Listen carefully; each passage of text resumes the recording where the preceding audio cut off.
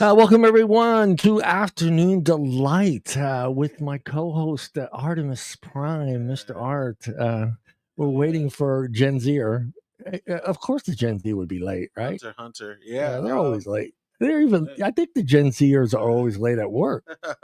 Hey, Hunter's actually always on time. He's on time. He's on time. I think Hunter. Sometimes he's a day early. Yeah, sometimes he shows up at your house the day before the show, and it's like, "What's up?" and wakes you up. Yeah, so we're going to talk about social media and technology, the good, the bad, and the ugly. The social shift, the social art. I want to get my words out. Social shift it divides into ever evolving world of social media and technology, the good, the bad, and everything in between. From the power of connection innovation to the dark side of privacy issues, misinformation, screen addiction. That's a big one, man. Yeah, I was showing that yesterday. Yeah, this episode explores how digital tools shape our lives. Uh, you're a millennial, so you're not the Gen Z and the Alpha that are born into technology. Yeah, but you adapted quickly, right? No, you didn't, huh? No. I mean, I still don't know how to use Snapchat. Well, yeah, Snap that. Yeah, I mean, hey, I consider myself pretty tech savvy, and I can't understand why I keep seeing myself either first every time I open Snapchat. So yeah, even back in the day of like MySpace, I didn't jump right on board. I kept on hearing about it at parties. Facebook as well. I think with I never even got into Vine. I don't know if you got into Vine. Oh yeah. I mean, even with me, I've always loved computers, so I've always had a computer, and but like it was always used for like spreadsheets and just messing around, pretty much, playing games in the beginning, and then AOL came around. And I kind of jumped into MySpace a little late, but I think it was like one of those apps or programs or whatever you want to call it, platforms. Before it was apps. Yeah, I don't want to call it because apps weren't around yet. Thanks to Apple, we have apps. But you're right. I mean, it was. I think they tried their best to make it as easy as possible for my generation and your generation to adapt. Yeah. And just understanding how you can, where to put your music and how to have it load when, all this stuff. And for me, it was like, and I'm wondering too for you, like when you did start like MySpace, were you one of those guys that was like, oh shit, do I really want to put my shit out there? No, dude, I was too oblivious to that kind of stuff or thinking about it. Like, I just put whatever up there. I had it only because my friend got tired of me using his for like music and stuff. So he was like, "Fuck it, man! I'm gonna make you one." And he helped me make mine, and then we just came rocking from then. And my wife ended up making a Facebook for me because I wasn't against it. I just didn't feel the need to do it. And now look at us. Do you think it was just Gen X that was that group of people that were like, oh, fuck, why do they need to know my birthday? Why do they need to know where I live? Why, for you guys, it was just, you didn't mind like, sharing some personal information about yourself on the internet in the early days, Yeah, definitely. We didn't, at least for me, I didn't think about all this, scamming and all that stuff happening. So it was like whatever for me. I probably would have done it a little bit more incognito if I'm the one who made my stuff. But yeah, well, I'm sure. Do you think she put that in her head too? While she was doing your stuff, she thought was okay to put out there because you didn't do it. Yeah, I don't know. I know for sure she was like, Miss Artemis Prime, if you're out there, Miss Artemis Prime, let me know because I'm kind of curious to see what generation seems to be more of that group that's like, oh my god, well, my brother who's a Gen X, he's definitely anti sharing. Yep. He does have an Instagram, but I think that was more or less for to purchase stuff for certain like creators or whatever. Like people use these platforms for all different kinds of things, and you know, I guess that's part of the good part of it. Yeah.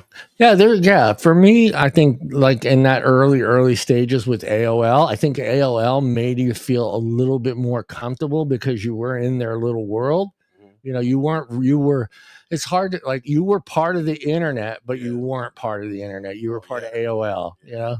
But then even like, I remember back then it was, I did a lot of catfishing back then. Yeah, you bastard. Yeah, I could see you being the cat for AI. I'm a 6-foot blonde from the Central Valley, baby. No, see, that's the thing too. I wasn't in the Central Valley at the time. I was in LA, but even worse. I just didn't know like how to do it. I didn't know if it was supposed to be personal like that. Yeah. You know, you always hear about, you know, random people always being a different person. So I was like, fuck it, like let me just be someone different. And then like after that I just stopped.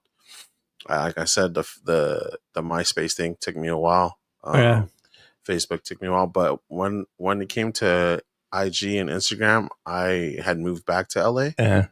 And I knew that was like the main source to gather information. So I was like, I need to have this. So that's why.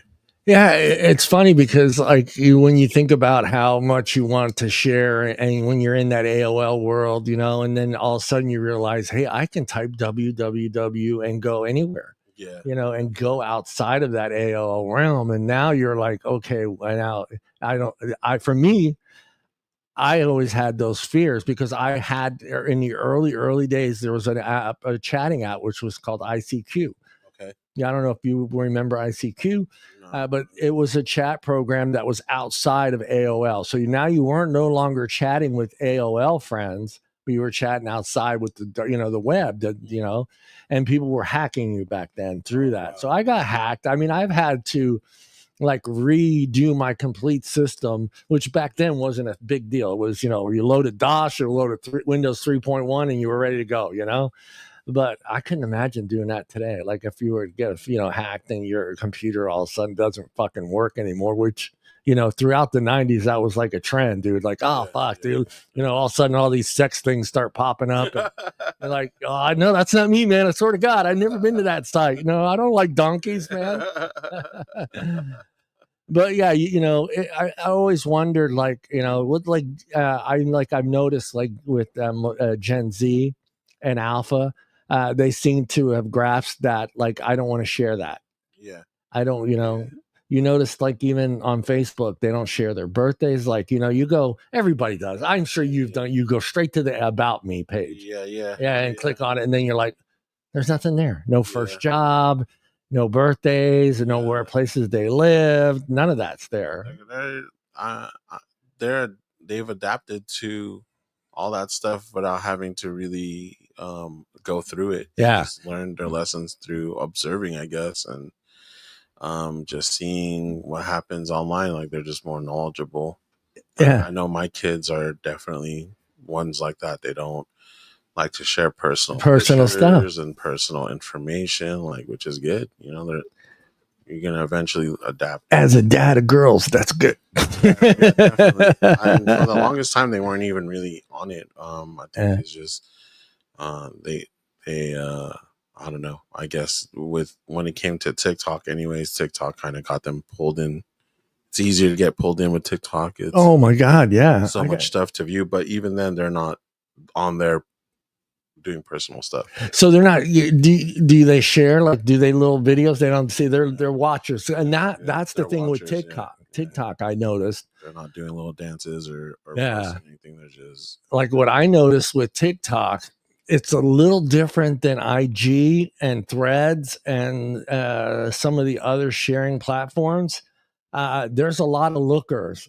And not a lot of dudes. There's still a lot of people that are actually posting stuff, but what I've noticed, like my generation, they have them, but they're not posting nothing. So they're just in there looking at videos. And like Bob, I don't think he's ever posted anything.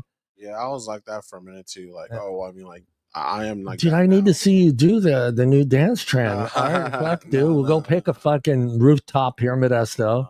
It's got to be on a rooftop. It's got to be the sun coming down. Like vlogs in my car. And you doing the food reviews and shit. Would it be the Crip Walk, or which one would you? I would never do that. Which walk are you doing? There is no video of me. Hey, everybody out there, will make it happen. We'll head on over to the parking lot structure in downtown Modesto, up on the top floor. Maybe you could do it on AI, dude. Yeah. If you don't do it, I'll just make AI come. Hey, this is a picture of art. Make them dance, man. All that stuff, man. Like, shit, bro. I think the last, like, quote unquote trendy thing I did, and I actually got a like Facebook memory of it, was like the ice bucket challenge. I did the ice bucket challenge. Yeah, I should have just donated. I'm not gonna lie. Well, that's the funny thing with that's you funny you bring that up, because that's the first social media thing that I was involved with that I realized was just a complete absolute scam. Yeah. And I was like, okay, I did this thing and I took, I got soaked and I donated, but then I went to go look at the numbers and I'm like, everybody's just doing the videos. Yeah. Nobody's fucking donating. Yeah. I was like, okay, fuckers, Man, these social experiments that they do on us is insane. It blows you away how, and like someone will start a trend and it just takes off. And what I love about TikTok is it's music. So for me, that's what drew me in first. Yeah. With TikTok, it wasn't the pranks and all that other stuff. It was the dancing and the music. And I was like, oh, this is kind of cool. Wow. The people are dancing there. And then it was 80s music, a lot of it, So I was like, oh, this is fucking cool, And you got, not that I'm a big dancer, but it's kind of cool to see all the different dances, that app too used to be something kind of like how Vine, I should say Instagram used to be Vine or whatever. TikTok used to be a thing called Musical.ly. Yeah. And I remember my oldest daughter used to mess with that heavy, you would do like duets with other people, and like you would take someone's video and whatever, but and then became this whole dance phenomenon. Yeah, it fucking took off.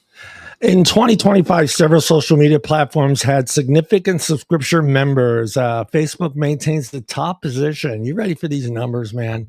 Always. Let me, dude, I hate that when it happens. Go slide back. Slide. There we go. Sorry, people. Facebook, 2.96 billion people are billion.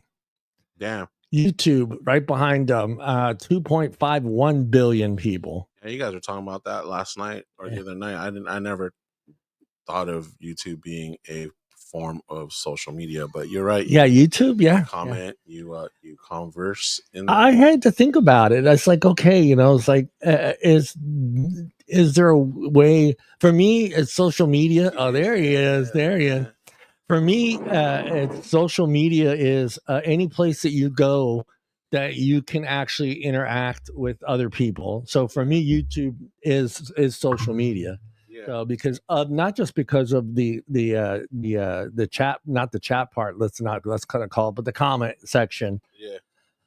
You can get into it with somebody on there, man, and it sometimes you might have to wait a day for a response, but you can get into some shit in there. I never do. You never got in a battle with someone, No. I could see Bob being one of those guys that just starts a fucking angry thread on YouTube. I could see him definitely doing that. Yeah, move the mic closer. He's on the big boy chair. Welcome. Hello. You ever get into it on social media, Hunter? You ever go back and forth? Years ago, I used to argue all the time on like Instagram and stuff. Damn. But I've kind of just stopped commenting and really interacting. All right, let's raise your hand if you have been blocked by anybody on social media. Oh, wow. You guys are hard, bro. You guys are crazy. I have gotten blocked by so many people on Twitter or X. Sorry, Elon, don't come after me. Don't come looking for me, Elon. Yeah, but I've gotten blocked on Twitter. I've been blocked on YouTube. I've gotten blocked and defriended. That's the new term. It's not a new term. It goes back, but I defriended on Facebook so many times I've lost count, Like we were talking about earlier, I want to kind of get your take on it too, Hunter, because you are the Gen Zer. Are you Gen Z, right? You're late Gen Z, early, late. Yeah, 2005, I think. Yeah. Gen Z. When you started getting into social media, were you more comfortable as a Gen Zer sharing your personal information when you were creating your Facebook page or Instagram page or YouTube? Did you keep certain things out of it? Yeah, for the longest time, it was all kind of a foreign concept because the only social media I had ever really gotten accustomed to early in life was YouTube, and that was just me watching, Transformer videos and shit like that. But when I first started getting into like actual proper social medias, it was Instagram, Vine, stuff like that, and it was all really kind of foreign, and I had to get used to it. Yeah. I'm so sorry. What was the question? Did Hunter just wake up? Gen Z afternooner. No, yeah. Were you like your info or put yourself out there like that? You were doing the no. I always usually kind of kept all my personal information private.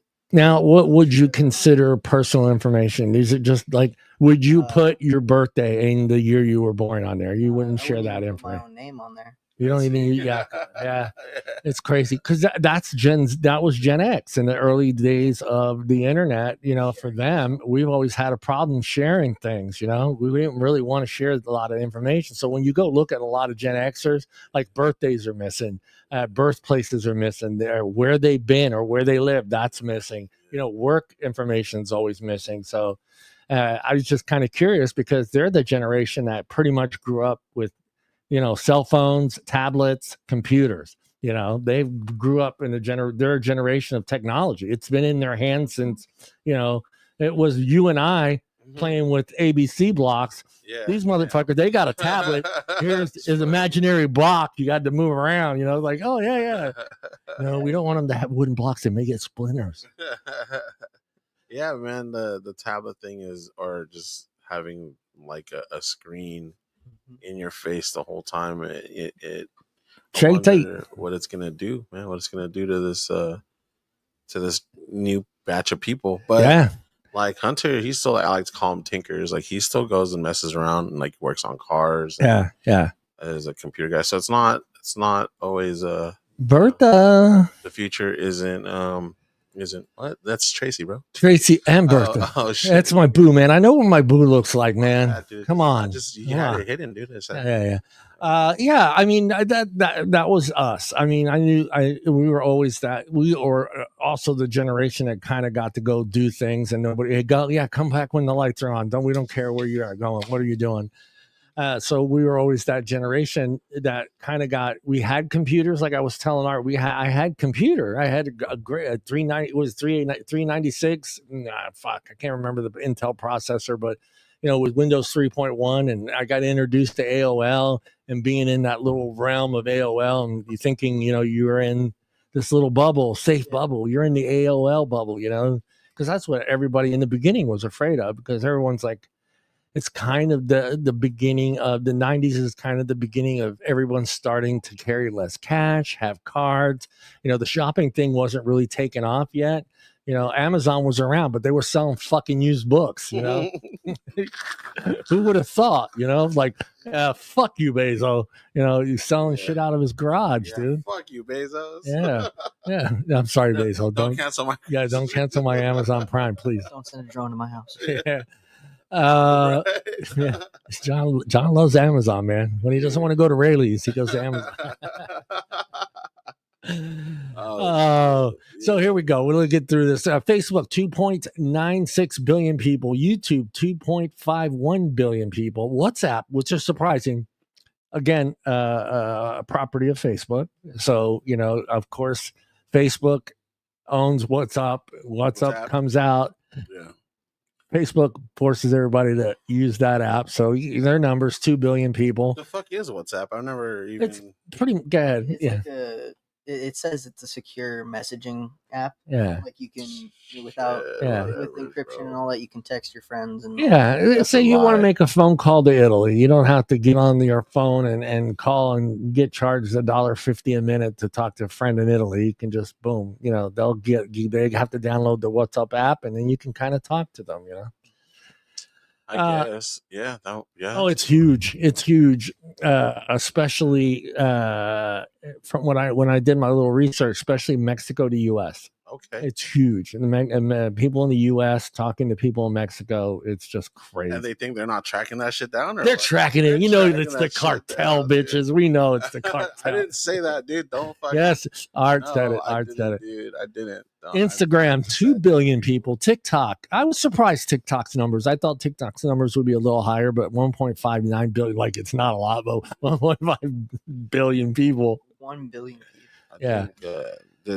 Did it like shift? Were there more before like the whole band and like people like dipping out on it and stuff? I don't know. Maybe Hunter will agree. I think it's the Chinese aspect of it. I think there's a group of people that are like, it's owned by China. Yeah. I feel like the whole kind of temporary ban, I feel like a lot of people got rid of it and just never came back. Never came back. I wasn't gonna come back, honestly, man. I don't know why I did. That's your fellow brotherhood. You're right. Yeah, what the hell, China, dude? What the hell, dude? Fucking 50 billion people in China. What's up? Fucking that's the thing, when you start at 50 billion, that number just flashed into my head. I go, wait a minute, is there that many people? There's only almost 8 billion people in the world. They can't be 50 billion. Rock with this. I've never heard of WeChat, but that has 1.3 billion. Messenger, 931 million. Telegram, 700 million.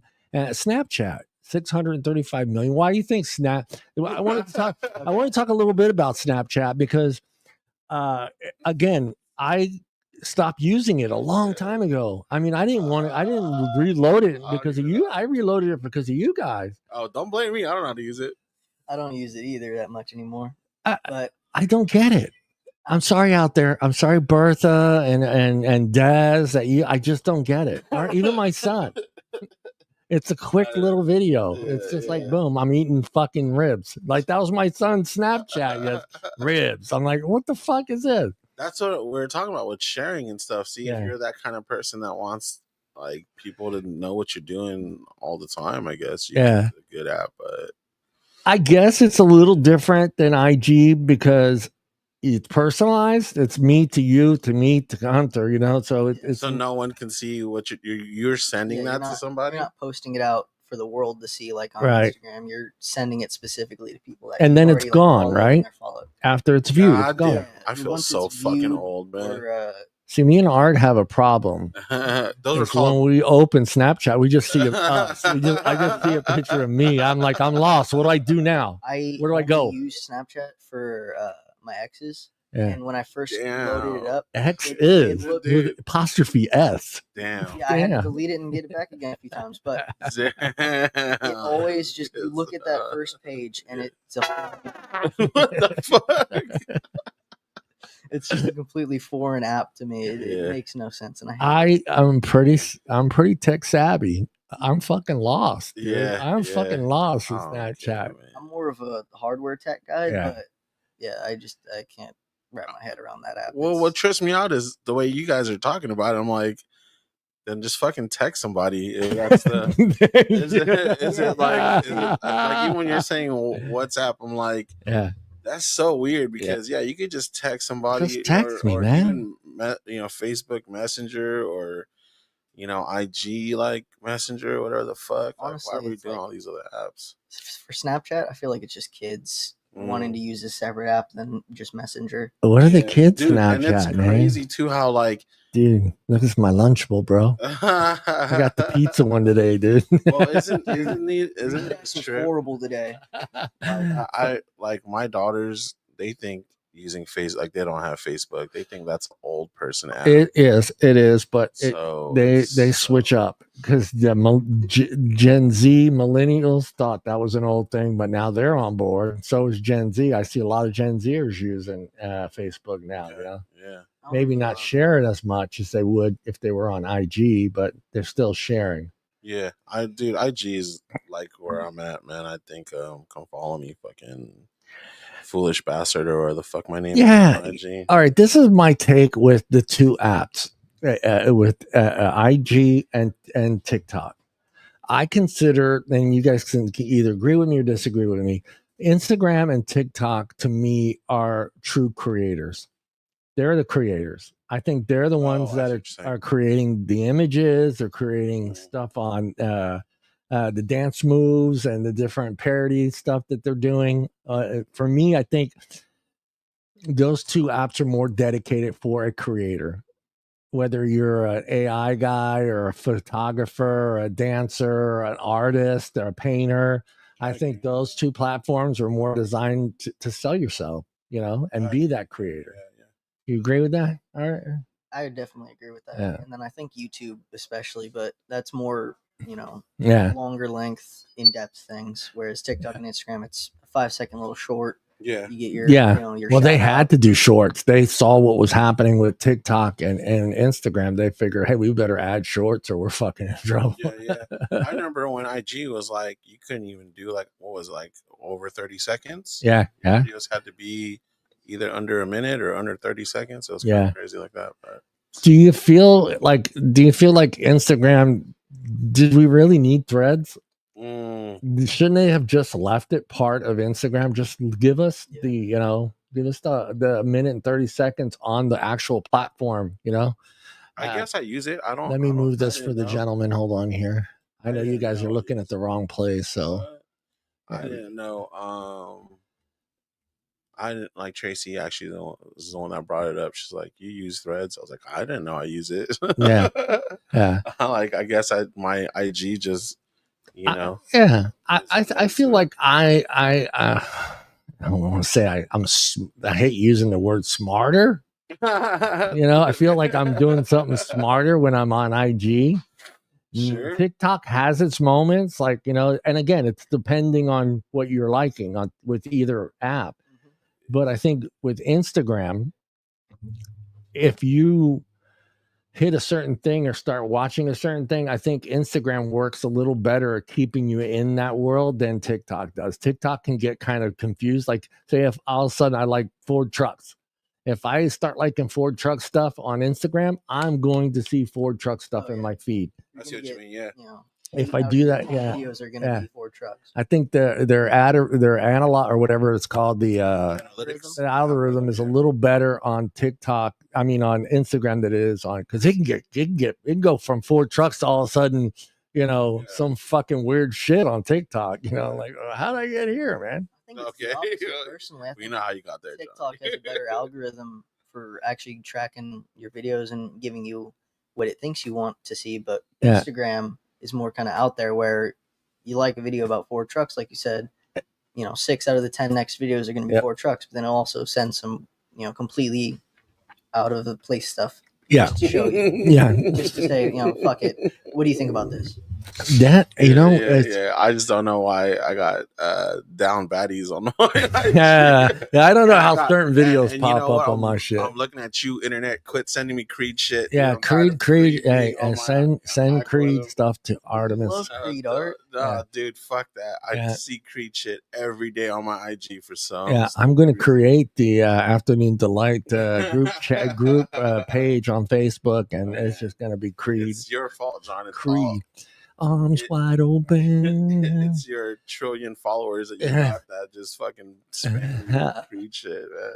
Let's go. Let me ask Art. We'll go Art. The average person spends approximately how many hours on online each day? Do you think? Don't look at my notes. The average person? Yeah, each day online, not just social media, online. Oh, online. Shit, if the average person works 8 hours a day, and let's say I would say at least 10 hours. Ooh, yeah, all right. How about They you? gotta sleep, right? You gotta sleep. Online, just online, dude. That's 7 to 6. 7 to 6, 6 hours and 38 minutes, dude. Yeah. Because I mean, even when I'm cooking dinner, I'm watching a podcast, or if I'm doing laundry, then I'm listening to a podcast, and that's all through YouTube. I don't use Spotify or anything like that. So I like using YouTube. The only problem with music on YouTube, it depends on how it was uploaded. Yeah. That's the problem. That's why I stopped using YouTube. Where on Spotify and Pandora, it's the same bit rate. Everything is uploaded and crunched the way it's supposed to be in place. There's no woo levels. I can't stand that. It's more consistent on Spotify. Yeah. That is nuts, though. You think about it. No, don't send me Creed stuff. Yeah, send Creed stuff to Artemis. Stop it, man. Yeah, he's on Instagram. He's on TikTok. I could only hear that one Creed song so many over and over again. Arms wide open, dude. They're going to be doing the halftime show. No, it's the other one, dude. The 6 feet from the edge one. I'm 6 feet from the. I can't. I don't know the words. I will. We can get Hunter to do the lip sync version of it online today. Do you like Creed, Hunter? You do. Likes a strong term, but yeah. He does sometimes. That pause. Let me know. He didn't want to admit it though. He was like, "Like's a strong word." Yeah, you listen to Creed. You don't dislike Creed. He doesn't dislike. I don't dislike it, but I won't go out of my way to like. I'm not going to go on YouTube and be like Creed. Creed, right? So if Creed came up on the radio in the car, you're not going to. I'm not going to turn it down. You're not going to turn it down. You're not embarrassed at the light if it's just Creed's just blaring and there's some girls over there on the other side. Yeah, I'm cool with that. This includes time spent on various internet connection devices and activities, including social media, streaming services, and general web browsing. You're right. Globally is 6 hours and 38 minutes, but the U.S. don't fuck around. We added an extra hour, 7 hours and 4 minutes. Go big or go home, right? We big portions. We have on top. we gotta be. All our chicken has hormones in it, and they look at that, go, what the fuck? That's a chicken wing, and it's like this fucking big. Younger generations tend to spend more time online than older generations. The Gen Z spending nearly twice as much time on smartphones as baby boomers. Baby boomers can't figure it out. That's the thing. I don't know why they're comparing. I guess they're going to the extreme. But what do you mean by on your phone? I mean that could like the phone now is everything. The phone is everything. You could watch shit on it. You could talk to people. I like watching shit on it. Yeah. I don't know why you gave me that dirty look. I don't know what shit you mean. But... I know you were watching on the toilet, Mrs. Artemis.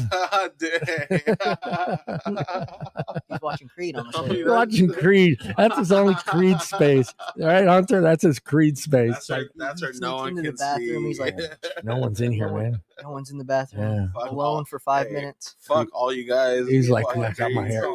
Get the AirPods on. They can't hear. I'm listening to Creed. Usage varies by country, with the United States typically showing higher daily screen times than the global average. Device users, while the average time online is 6 hours and 38 minutes, this is split between various devices like computers. Yeah, see, that's where they get you. So it's computers, smartphones, tablets, activities like social media and streaming. So it's just, I feel I've done that.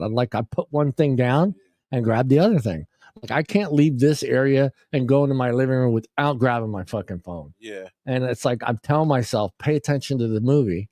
Pay attention to the movie. Pay attention to the movie. And I'm like looking, what's Bertha saying? What's Art saying? It's like, I can't help it. And then I feel like I didn't watch the movie. Like I missed something. I hate that. That's why I still enjoy going to the theaters, because it lets my phone kind of like my phone time take a breather. Yeah. And I always feel good afterwards. We shouldn't be connected like this. I'm glad we are, I guess, but that's the ugly part of it, right? Like, yeah. Well, like for me, it's like I'm not going to say it was fun, but like if I needed to know something, I had to grab an encyclopedia. I had to grab a book. Dude, I had to, being on the cruise, not being able to Google shit was crazy. Yeah, for me, it bro. fucking hurts you. It's like, Yeah, oh, like, fucking. yeah. What was the name of this, movie that this guy was in? It's like, shit. I don't That's when you know. do the cook. That's when you do the cook thing. A, Nah, B, I can't do C, that. D, I E. shouldn't say I couldn't. That shit's.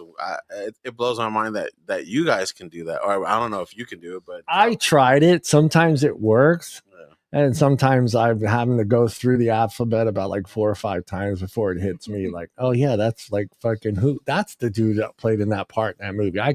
I'm not good with names, period, especially with movies. So if I like can't think of an actor's name, there's probably an 80% chance the ABC thing's not going to work. Yeah, I'm horrible with names. I need to see the face, and then the name pops up. I know that's how my brain works. But yeah, I mean, Yeah, it's a great way to stay connected to family and friends who are like, like what Tracy was saying, like out of the country or whatever. yeah, But like I said, that shit is kind of I just mean I mean in general, like you see these.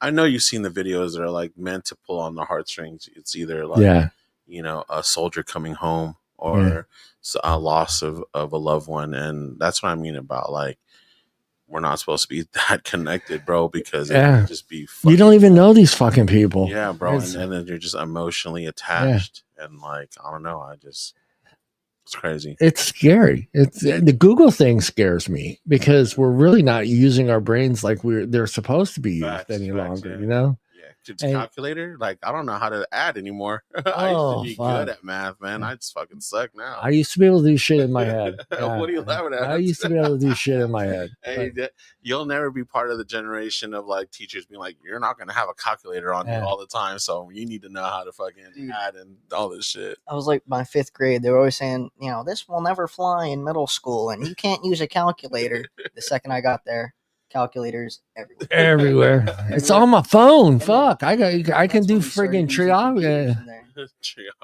Yeah, on a goddamn Apple phone. Fuck.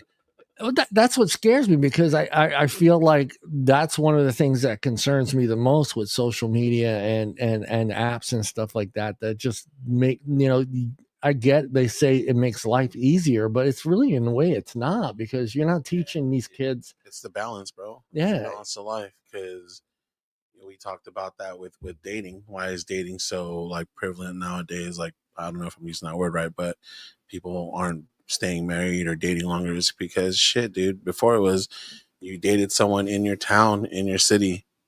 That's all you had. But now it's like you could have full on relationships, quote unquote. Like with a chick from the Ukraine that you could buy. A mail order wife. I didn't say that. I didn't say that part. I'm just saying. You were thinking it. We're just like connected. No, I was not thinking it, John. You were thinking. Nah, I'm just saying like that's what's hard about people like nowadays, man. It's well, for me, it's like I get to see it again, like in full. Let's call it. Let's say full max. Lucas Arts fucking whatever high definition with my grandkids, because it's like right there in front of me and I'm looking at it and I'm watching it and it kind of pisses me off because it's just like, what are you watching? Like, that's my big thing with them. I like, what are you watching? And what I don't like, and maybe it's my generation, I'll see how Art feels about this because he has kids. Hopefully, you probably have a couple floating around. He said exes. Oh, yeah, he said exes. But like, I'm sterile. How comfortable are you when you watch a YouTube video where you have adults selling a message and selling an idea to kids? Like you got these shows that they're full grown adults, acting out, little sketches for kids, and their kids. I watch my grandkids; they're hooked on these people, man. Yeah. I do have like my youngest one. She watches these like triplets, or well, there's 2 sets. The Sternerlo or something like that. Yeah. They watch that one too. Fucking hate those guys. Yeah. And then there's one with like these 3 female triplets. But anyways, like Yeah, they're like, we did so good with my oldest daughter. We wouldn't even let her watch SpongeBob because we felt like it was SpongeBob got old. it was just like tomfoolery and like silliness that we just didn't want her to be reenacting. And then like, they got to the point of watching these influencers that doing stupid shit online, which I can't. At first I was kind of like upset about, but then I think of like, I was, doing jackass shit when that came out. I was like, hell yeah, put me in a shopping cart and let's fucking roll. Like, yeah, I did the shopping cart thing. It's a circle. Yeah. How about you, Hunter? I mean, you see, I knew you grew up like a lot of these. I get it though. Like a lot of these are adults that have done it for a long period of time. So like your generation, not so much my grandkids' generation, you got to grow up with these kids, and they now may be 19 and 20 years old, but now they still have that your generation watching them, but they all of a sudden have grabbed this, generation that's 6, 8, 9 years old that are starting to watch this stuff, and it's just like, I mean, if they're trying to like put their agenda and their message and influence kids that way, I don't think that's a good thing for them. But if it's just a video of them teaching kids something that they learn or use throughout their life, then that's okay. If they're like trying to give them an ideology or give them whatever, and force that on the kids, then I don't think they should be. If you had kids right now, how much screen time would you allow your kids per day, knowing what you know today? Max like 3.5 hours, and that's max. But see, that's the thing too. Like, you can't take it away. I get no. I get what he's saying, but I remember I was told that shit. It was more like go outside and play or whatever. But the whole screen time thing, I guess it depends, bro. I wouldn't mind my kid being on the screen all day as long as they're watching something that's progressive. Whenever I don't know how to do something, I'm honestly on YouTube. Like, thank God for YouTube. College shows me how to fucking change light bulbs on my car, or how to cook something. I thought you were gonna say light bulb in the house. I was like, dude, I just come over. I would have showed you. Grab a chair. Stand on. You're short. You're not reaching them. Yeah, man. Anytime I have to work on my car, something small, or why is this light on? Like whatever, like dash light on or whatever. Like I'll look it up. YouTube, baby. So it depends on what they're watching. I don't mind. More hours than just 3 hours, but if you're talking about just quote unquote entertainment or whatever, nothing like where they're learning something, then I would say like 3 hours. I'm the same way. It's about 2-3 hours. I think that's more than enough time. Now, do you consider playing a video game part of that time? Well, yeah, because that would be screen time. Okay. So you'd only allow them 3 hours of gameplay. Well, I wouldn't be benevolent and be like, "Oh, your time's up. You got to leave now." Well, I'm in the middle of a fucking mission. Let's find out this question though, Hunter.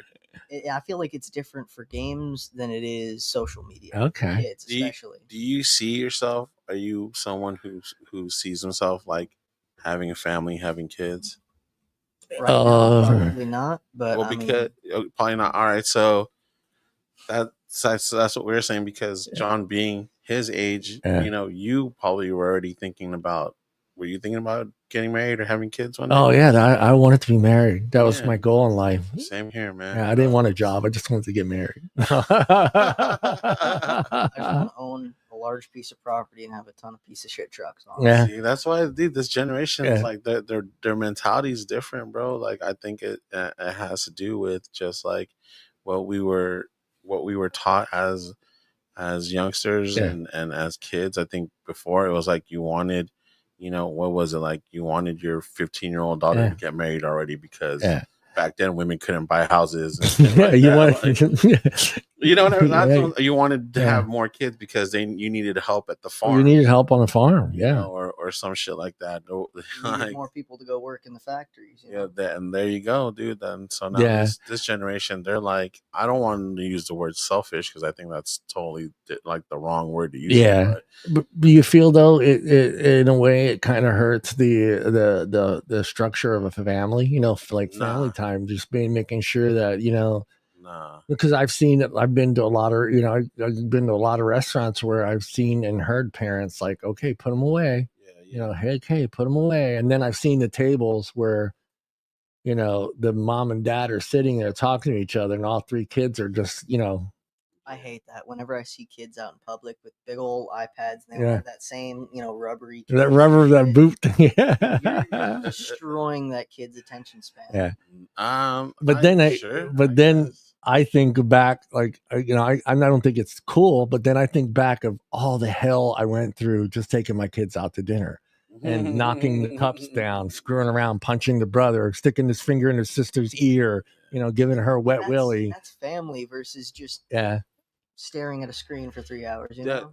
So there you go with what you guys are saying, the balance of life, because, you know, I think of those times, even though they were, you know, I had those times, and but, you know, I was watching something recently. I was watching The Bear, and they talked about how memories at this restaurant and that restaurant, and I'm thinking to myself, like, even though it's hectic as a parent, you're building those memories compared to like something that they're just watching on the screen. That, you know, that is that going to be their core memory?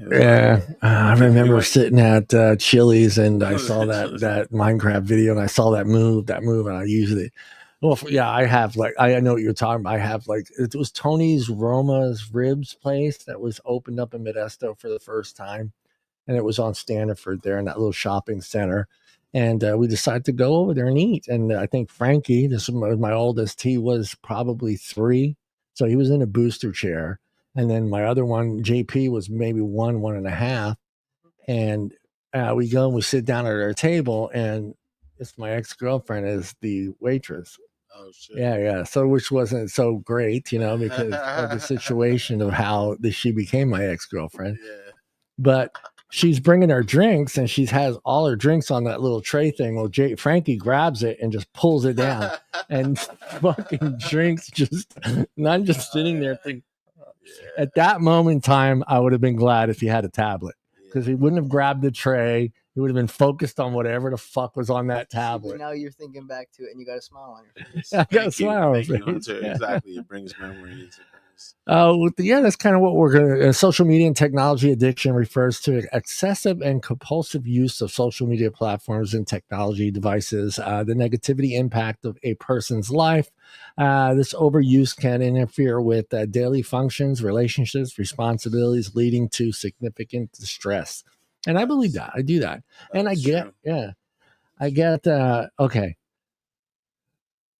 Man, this is a tough one. I don't want to put it all on Hunter, but what is it with your generation and Alpha that doesn't like the thumbs up? What? I didn't hear what thumbs up. You mean like stuff on Instagram, or just like actually thumbs up? Yeah, thumbs up, just liking stuff. Like, I thought you meant like it just actually. No. Just hitting the thumbs up or getting a like, and how important it is.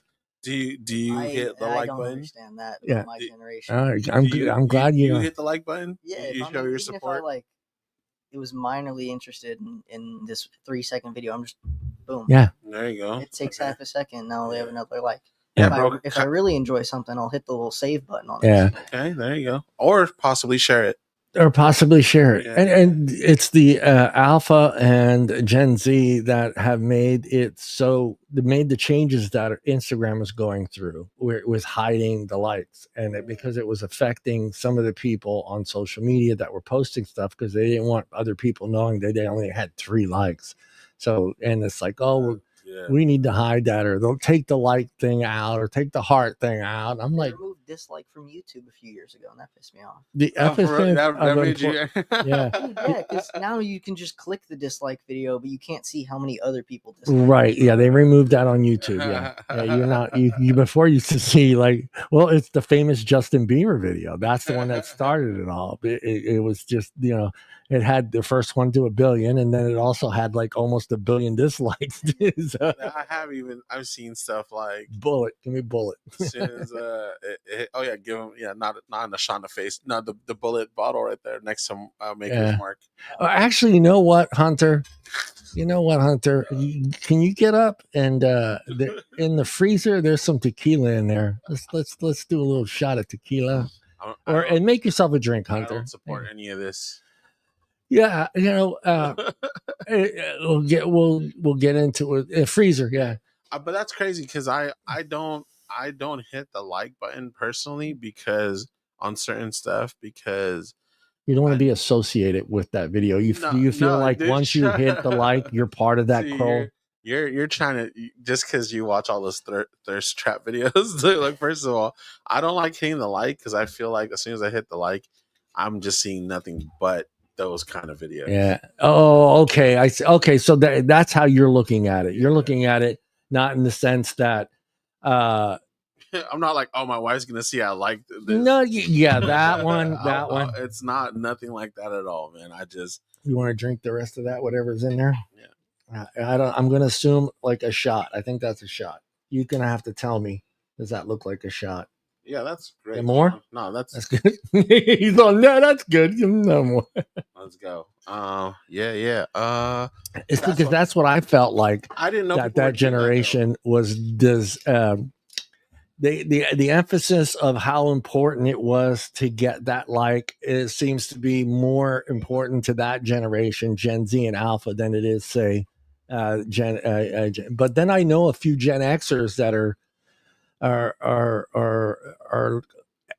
heart happy, not like they need to have that validation that you hit the heart or you hit the thumbs up, and that get to the point where when they do post something like an hour later, if they like in their head, they're like, I should have 100. If they don't have 100, they go on this huge rant that they're going to quit Instagram, they're going to quit Facebook, they're going to quit this. And I'm like, are you kidding me?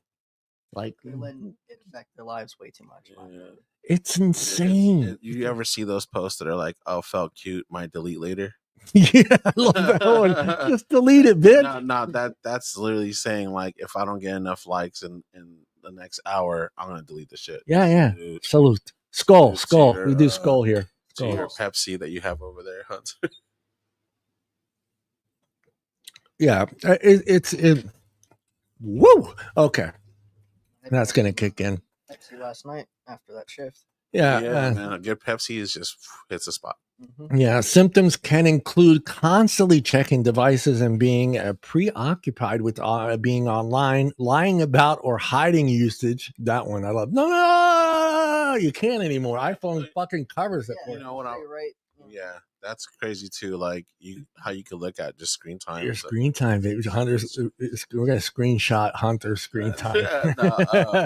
No, you're saying though too, because like not to like out my wife, but she's always on her phone. But she plays a lot of games on. Oh, that's the So that's what I'm saying. Like 1 hour today. 1 hour. That's not bad for already. Bro, you just woke up an hour ago. Yeah, that's it. Yeah. Thank you.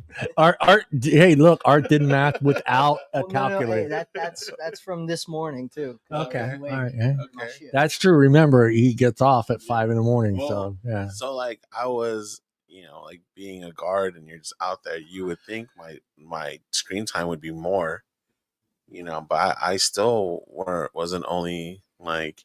I think I was only averaging like maybe 3 or 4 hours of time, and that was because I was playing a movie or something. Yeah. There's a screen time effect.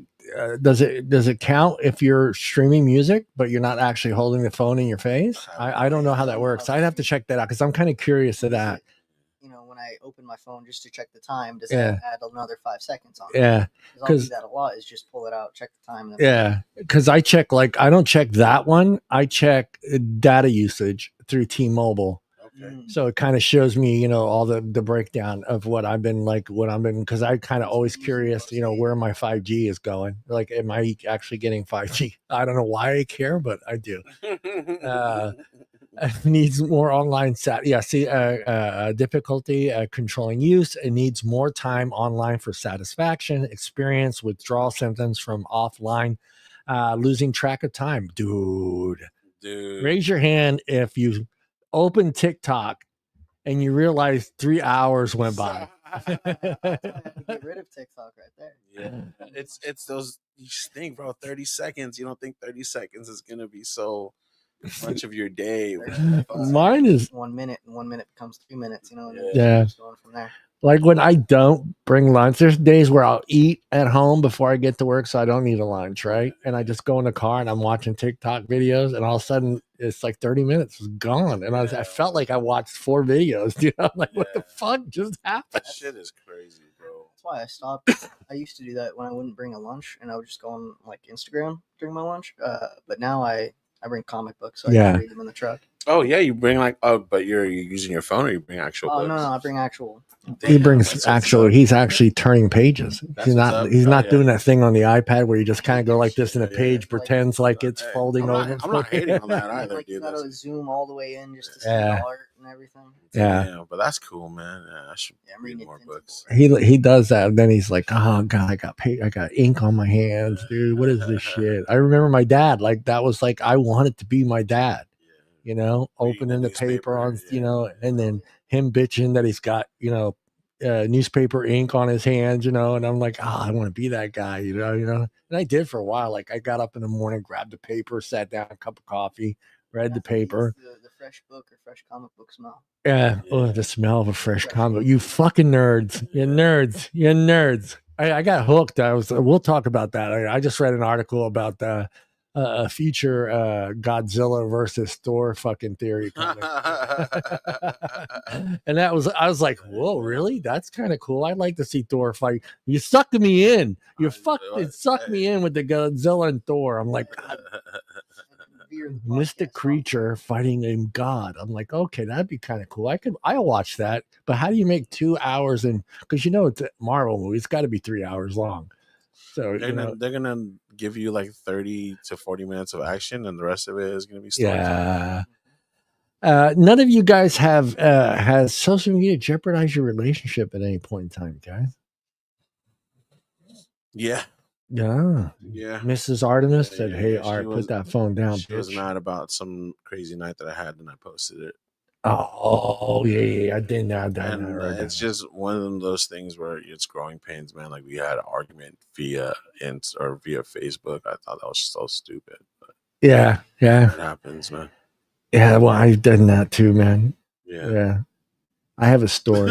Okay, what's the story? Yeah. Oh, you want to ask Hunter? Has it affected any of your relationships? Yes. With your exes? Was it social? Again, we agreed that. Did we agree that social media is game playing as well, or are we going to separate those two? I feel like gaming is such a big different category that it takes its own. I got you though. Certain games is social. It's social and it is a form of media. Yeah. You're actually chatting. Like most games let you chat or have a headset on. You're talking to people. You got to think there's also, for however many people they're playing online games together, there's going to be that many people alone playing. Single player game. That's what I'm saying. Like when I said my wife playing shout out to Mrs. Like Prime, Candy Crush and shit. What's up, dude? That game addicted the world. She's not out Candy there playing Crush Call of Duty or anything. And fucking Angry Birds, dude. I like every time I turned around, someone was playing fucking Angry Birds. I was like, what the hell? I thought you were gonna say you were playing Angry Birds. I didn't play Angry Birds. I didn't get it. I was like, this is stupid. I'm not doing this because I have an addictive personality. So I can see myself easily getting addicted to that game because it happened with Bejeweled. You remember that game on Facebook? Never fucking played it. you know what I'm talking about? And Farmville. Farmville's the first one. Okay, yeah. I will. My mom spent hours on Farmville. Yeah. I play Clash of Clans. Yeah. Yeah.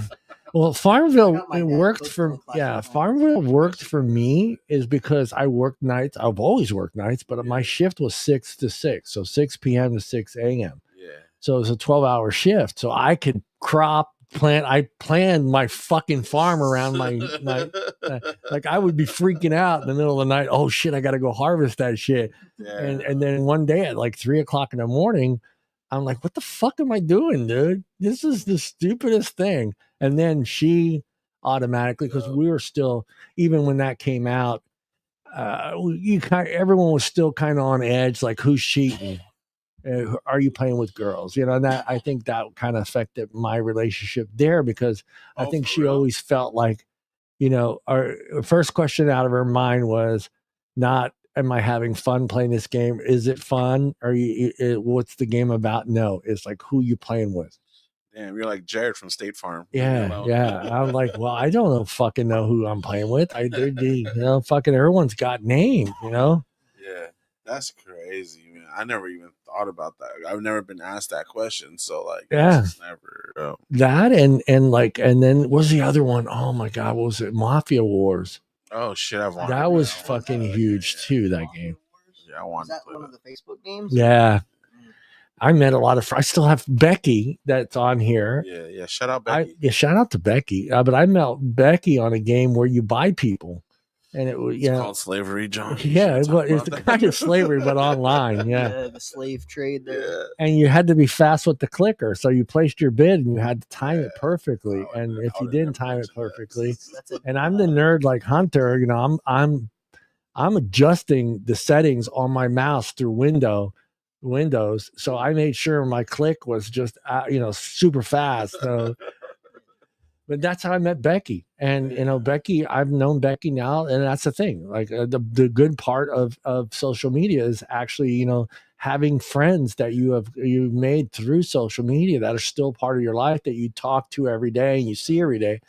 I do feel that, because there's been coworkers. But god damn it, did I tell you, Facebook in the beginning, the divorce rate was just insane. Wow. And I never got it. Like I didn't really give a shit what the girl I dated looked like, 25 years later. They were like because people were like checking up on their ex. People were reuniting with each other for the first time that maybe didn't do it before, and now you getting, depending on the type of personality that your girlfriend or you had, it's like, why do you need to be friends with her? Yeah, you know what? You haven't talked to her in 25 all my exes. They're pieces of shit. All my exes live in Texas. Fuck them, dude. I don't give a shit about them. You never looked. Oh, I'm sorry. Never mind, Art. I will not ask you that question. There was. I would ask Hunter, but that was like 2 fucking years ago, dude. He don't fuck with his exes either. Dude. You heard him? Yeah. Hell no. I'll see them in public sometimes, and I like turn. Yeah. There you go. Yeah. Hunter's like, that's fuck a good you. Man. Yeah. Next time he's like, next time, throw it in her face. throw your soda in her face. No, we do not condone violence on the afternoon. We are all about love. Yeah, I meant throw a drink so that way because they look thirsty. That drink with love. Yeah. I threw that fist with love. Nah, dude. Let's get into the risk factors. Those who use the internet heavily for socializing, education, entertainment are at risk. Children and adolescents whose brains are developing. I love this brain development thing. And they keep changing the age. Don't touch that one. Yeah, unless you want to spend the night here, you don't want to drink that stuff, dude. Depending on where was I at? Hunter threw me off. He picked up a bottle of absinthe, and I was like, no, you can't have that. Is that Everclear? You can't have that.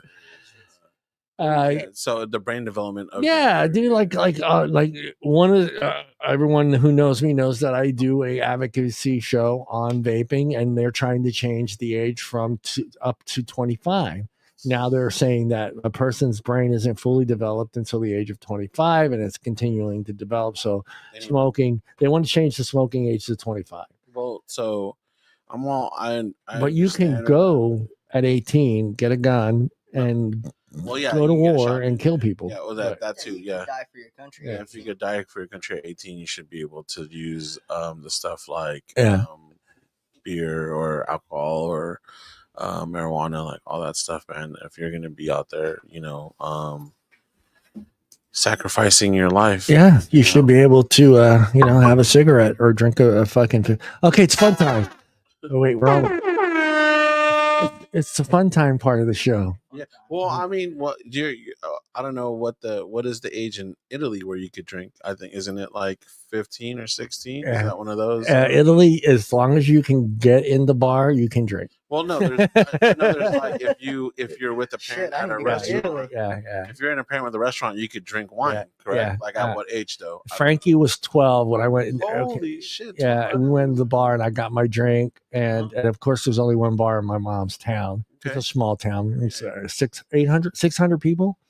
And I want a Jack and Coke, and then I get my son a Coca-Cola. They don't believe in soda over there. The soda is just the stupidest thing ever invented to there. Okay. Soda and ice. You fuck ice. They're not going to give you ice. And that's Italy? Yeah. Ice is, for some reason, they think ice is bad for you. Yeah, ice is bad. Yeah, so they don't offer you ice at all. Even at McDonald's in Rome, you get like just a couple cubes in your fucking drink. Straight up, fuck ice. Look. But 12 years old, who's able to get he could have had a Jack and Coke if you wanted. A Jack and Coke, not even some fucking wine, dude. He was with me. In Australia at like 16, you can drink a whole bottle of Jameson and then walk home. Yeah. Damn. They don't give a fuck in Australia. Yeah. I think like in England it's supposed to be like England's 18. Oh, England is 18. Yeah, you can go into a pub at 18 and have a drink. Yeah, my buddy, he was out there for a while.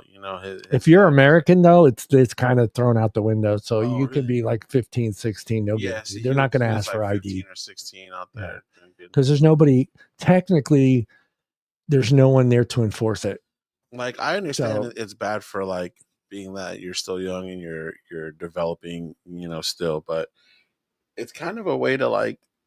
Grow up, I guess. Yeah, like teach responsible drinking, because if you don't drink till you're 21, next thing you know, you already have a driver's license. Yeah. Now you're going to the bar. You're getting behind the wheel. You're in college. You're doing stupid shit. Yeah, like you're just not as experienced with it. Right. You don't know how to handle it. You don't know how you're gonna feel. You know what I mean? Yeah. So people because we've all been there. We've all had that 3 or 4 drinks. Yeah, and you're feeling good. You don't know. Next thing you know, you're blacked out. You're having 18 more. And, you know what I'm saying? And then your buddy's writing on dicks on your face and fucking, You see my Facebook? Or what? I know all those things. All right, it's time for some fun, baby. All right. It's one of these buttons. It's one of those buttons. All right, Hunter, going to let you name them off, okay? All right. And I am going to do my best here to eliminate the ones that we don't like, okay? All right, here we go. We have Julia Depley. Depley? Never heard of her. And Rachel McAdams. Mean Girls. Mean Girls. Do I got to pick out of these two? You got to pick one of these two. We're eliminating the 10. There's like 15 of them. Rachel McAdams. You're going to take Rachel. I can respect the 5 head. I got one myself. Okay, so Rachel stays. I'm with Rachel. I'm staying with Rachel as well. Which one of you stay? I'll switch up. I don't know who this Julie Dupli is, but like I've seen Rachel McAdams before. So you're gonna stay. You're gonna stay with Rachel McAdams. Yeah, you know what? She broke Doctor Strange's heart, and That's a good point. It's sad that you know that. I just now realized that. Yeah. All right. She doesn't even go to this school. All right. Rachel moves on. Hey. Okay. We'll go Hunter first. It's tough. Charlize Theron. Yeah, and Nicole Kidman. I'm kind of curious how Hunter goes with this one. Shit. Because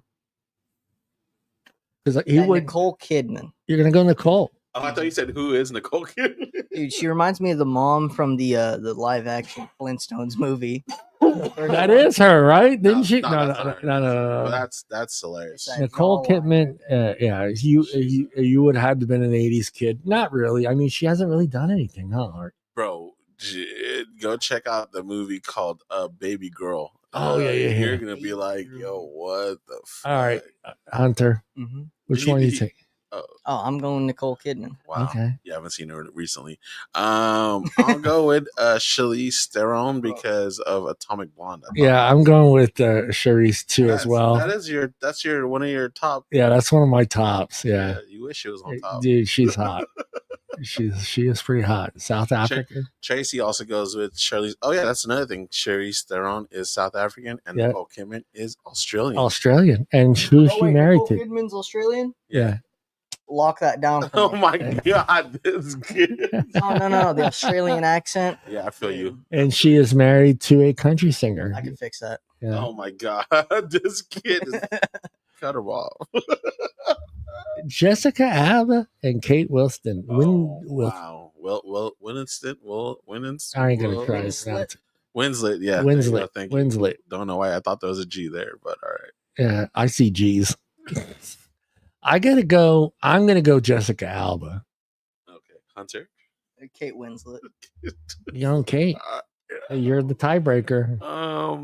Man, when I was a kid, when I was younger, I had such a thing for Jessica Alba, which I think we are the same age, so that's fine. Yeah. But I'm always like, man, Rose from Titanic. I can't. Yeah. I can't, bro. I have to go with Kate Winslet. All right, Kate moves on. Didn't this start with blonde actresses? I could have sworn that was the title. Dude. Yeah, it is. I guess Jessica is considered a blonde. Okay. So, Cameron Diaz. Yeah. Or Deanna Argon. Who is Deanna Argon? She looks familiar, but not really. We can do that. Hold on here. I think I've seen her in a few things.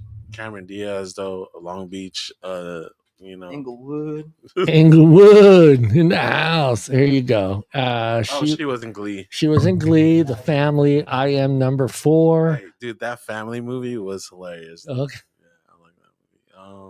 Yeah. I'm going. I don't want to know. You know where I'm going with I this. know where you're going. Johnny's gonna go with Cameron. I'm going with Cameron. But his number 2. Cameron Diaz. Yeah. Oh wow. I've seen her before. At least I recognize her. Yeah. Cameron wins. I'll go with Deanna Aragon. Yeah, she's bumped out because Hunter went Cameron. Cameron all day, baby. Yeah, she gets bumped out. Tracy. She gets bumped. Today? This is awkward. You know any of these two girls? I think I've seen the one on the right before. Same. I've seen the one on the left, I think, in something before. That's not a good picture of her. Rosamund Pike. Rosamund Pike and Amanda Seinfeld. Would that be Seinfeld? Yeah. Seinfeld. Do you want to see what they did? I know Amanda. Which one were you looking at? English actress. She has done Gone Girl, The Wheel of Time, I Care a Lot, Jack Reacher, and Pride and Prejudice. I don't know. Pride and Prejudice. She's Prejudice. First of all, Prejudice. I know. I'm drunk. That belongs on a shirt, Prejudice. And this is she was on Mean Girls. Yeah, you're right. Yeah. Mamma Mia. Mean Girls. Good. Jennifer's Body. Yeah. As an Italian man, what do you think of Mamma Mia? It's good. I love that movie. Yeah, it's good. Watching that. Hey, Nunez a great. You like too. Mamma Mia? They're actually having a play in. I'm not gonna fucking play, dude. You can't get me to a fucking play. You're doing a play at the Gallo, bro. My daughter's gonna be in it. Oh, you don't. That's different. That's different. That's different. My mom's got tickets for that. Hell yeah, dude! I'll see your mom. So, which one you guys going with? I'm going. I won't share mine. It's not fair. I'll wait for you guys. Oh, okay. Go ahead. I'll be the tiebreaker just in case. Amanda Seyfried. Okay. Seyfried. Whatever the fuck that is. Yeah. Yeah, I'm gonna go with Amanda too, bro. I am too. Unanimous vote. Right there. It's the smile on the other chick that gets me off. And that picture is a bad picture. I'm not gonna. I don't know. You what, John? The smile. I don't like her face. I don't know if that means something. I don't like her face. This one's a tough one, dude. Because you got crazy and you got stable. By the you got crazy. That's just all right. I'm going to say this right now off the bat. I feel like there's one right choice here. Blake Lively is absolutely fucking gorgeous, but she's crazy. But where does that lie? Where does that lie? Have you seen the crazy hot scale? Yeah. I've seen the crazy. You got to stay above that line. No. Blake Lively is not a unicorn, though. She exists. but she shit on your bed if you pissed her off. So I think that was the other girl, bro. I can't have pissing him off. That was Amber Heard. That was Amber. Never mind. Yeah, Blake's cool then. All right. Yeah, she's going through it right now. I got mixed up. Okay. Blake is the one that's married to Ryan Reynolds. Ryan Reynolds. Okay, she's the one that's trying to sue the other guy for being too handsy, but which wasn't true. I'm going Emma. Yeah, shout out Emma Stone. I'll go with Emma. I'm gonna go Emma too. I'm going Emma. I'm sorry, Blake, that I got you mixed up with the crazy chick, Amanda. Emma Stone's vibe is just like it's something else. Yeah, I think she's that, and cool. I think. Does it count that do you like myself get like the girl next door vibe with Amanda Stone? With Amanda, yeah. Amanda Stone, sure. Yeah, you get that. Yeah, that's hot. I loved her in Zombieland. Yeah. This is tough because I have a lot of love for Reese Witherspoon. That ain't tough at all. I can't believe Kate Blanchett's in this, dude. It's crazy. Yeah. Where you going, Art? I'll go with Reese Witherspoon. I think she's like, again, I go with vibes, man. I mean, going Reese Witherspoon. They're beautiful, both of them. Yeah, I gotta go Reese Witherspoon. All right. What about you, John? I'm going Reese. I absolutely think she's. I don't think she's like, oh my god. I think she's just got a normal look. Hey, girl next door. Yeah, and she's from the South, right? Yeah, she's from the South. She can go south on me. Didn't. All right, this is tough. I made these two together because I think it's fair. You're gonna go with Jennifer Johnson. Jennifer Johansson? Is that Jennifer Aniston or Scarlett Johansson? This is tough. I'm not gonna give you my answer, but I have someone that I'm picking. Do I gotta pick first? Yeah, you gotta go, buddy. I think it's so one-sided for me because I've seen both of them, in everything growing up. Yeah. But I'm gonna have to go with Scarlett Johansson. Okay. I'll go Black Widow. Yeah, Scarlett Jo. I'm going Scarlett too. Because her, again, with vibes, I know we're not supposed to be going on vibes, we're supposed to be going on looks, but her vibe it seems like she's cool. Yeah, I'm going Scarlett as well because I think she is apparently she's really nice offset. Yeah. She looks good in uniform. Agreed.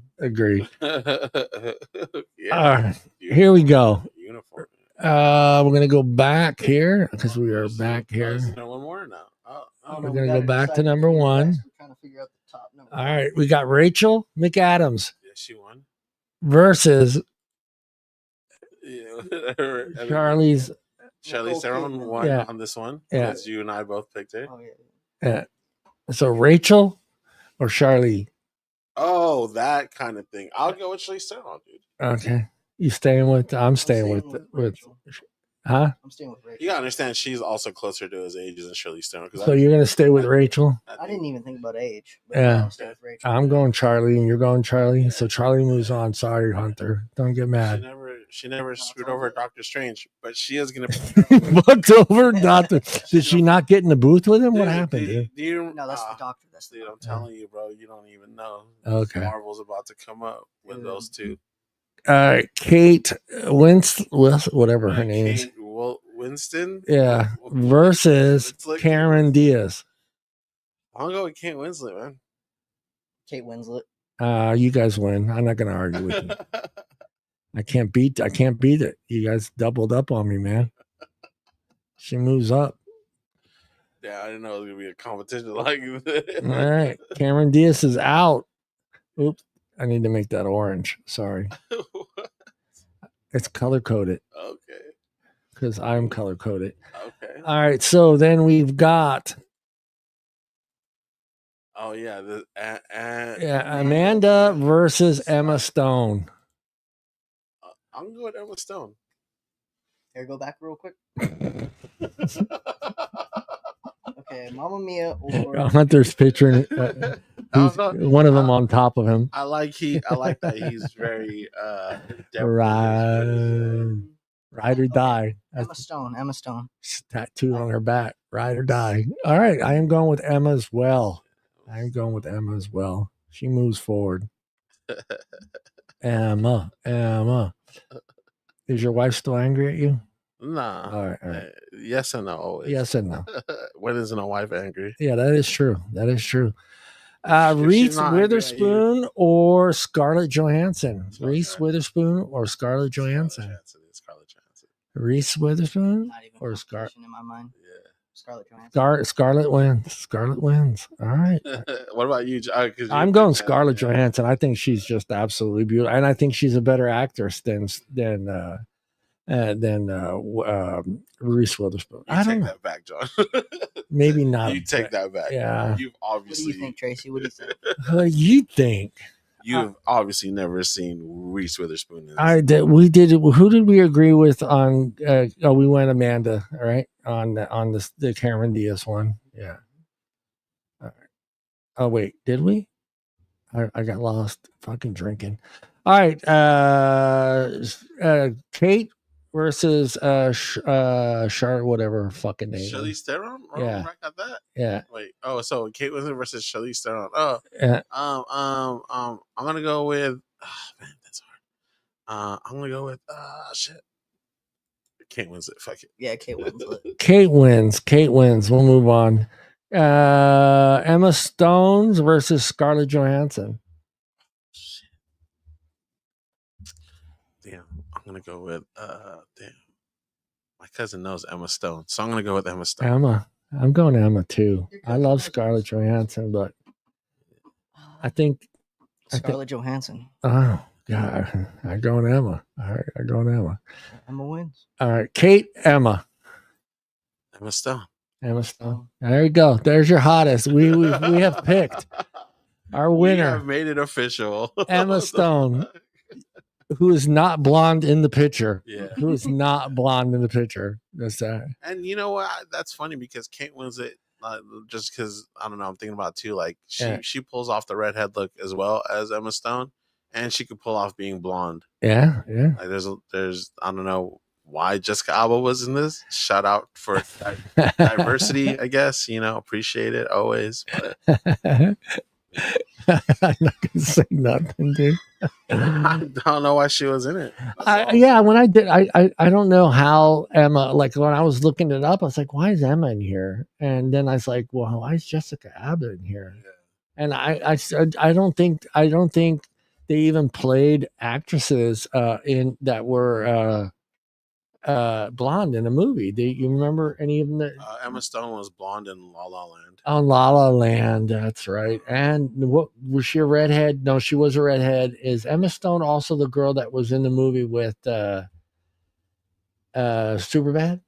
Yeah, that's Emma, right? Yeah. No, she wasn't in Superman. Who is that? I know who you're thinking of, but that's not her, right? That's the girl from Easy A, right? No, Easy A is Emma Stone. Easy A is God. I'm old. The girl from Superman is the girl from Superbad.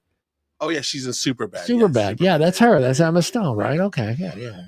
All right. Good for you, Emma. Good for you. Social media and technology addiction refers to excessive and comprehensive use of social media platforms. Key symptoms include we did that one, checking risk factor. We kind of touched on the addiction part, and like, do you feel you're addicted to the internet? Yes. Hunter?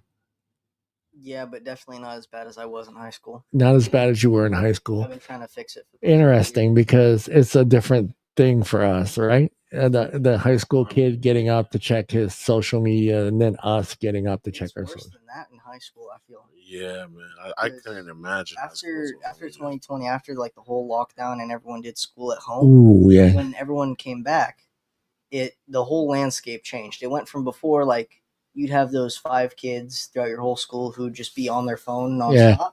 But, the teachers didn't care because they knew that those kids were going to be on the phone. Yeah. Versus now, after 2020, half the kids are just on their phones. The teachers can't get them to go off of it, and they're just sitting there in class on their phone while the teacher's droning away. And then after, year or two after that, then everyone was just on their phone. Yeah.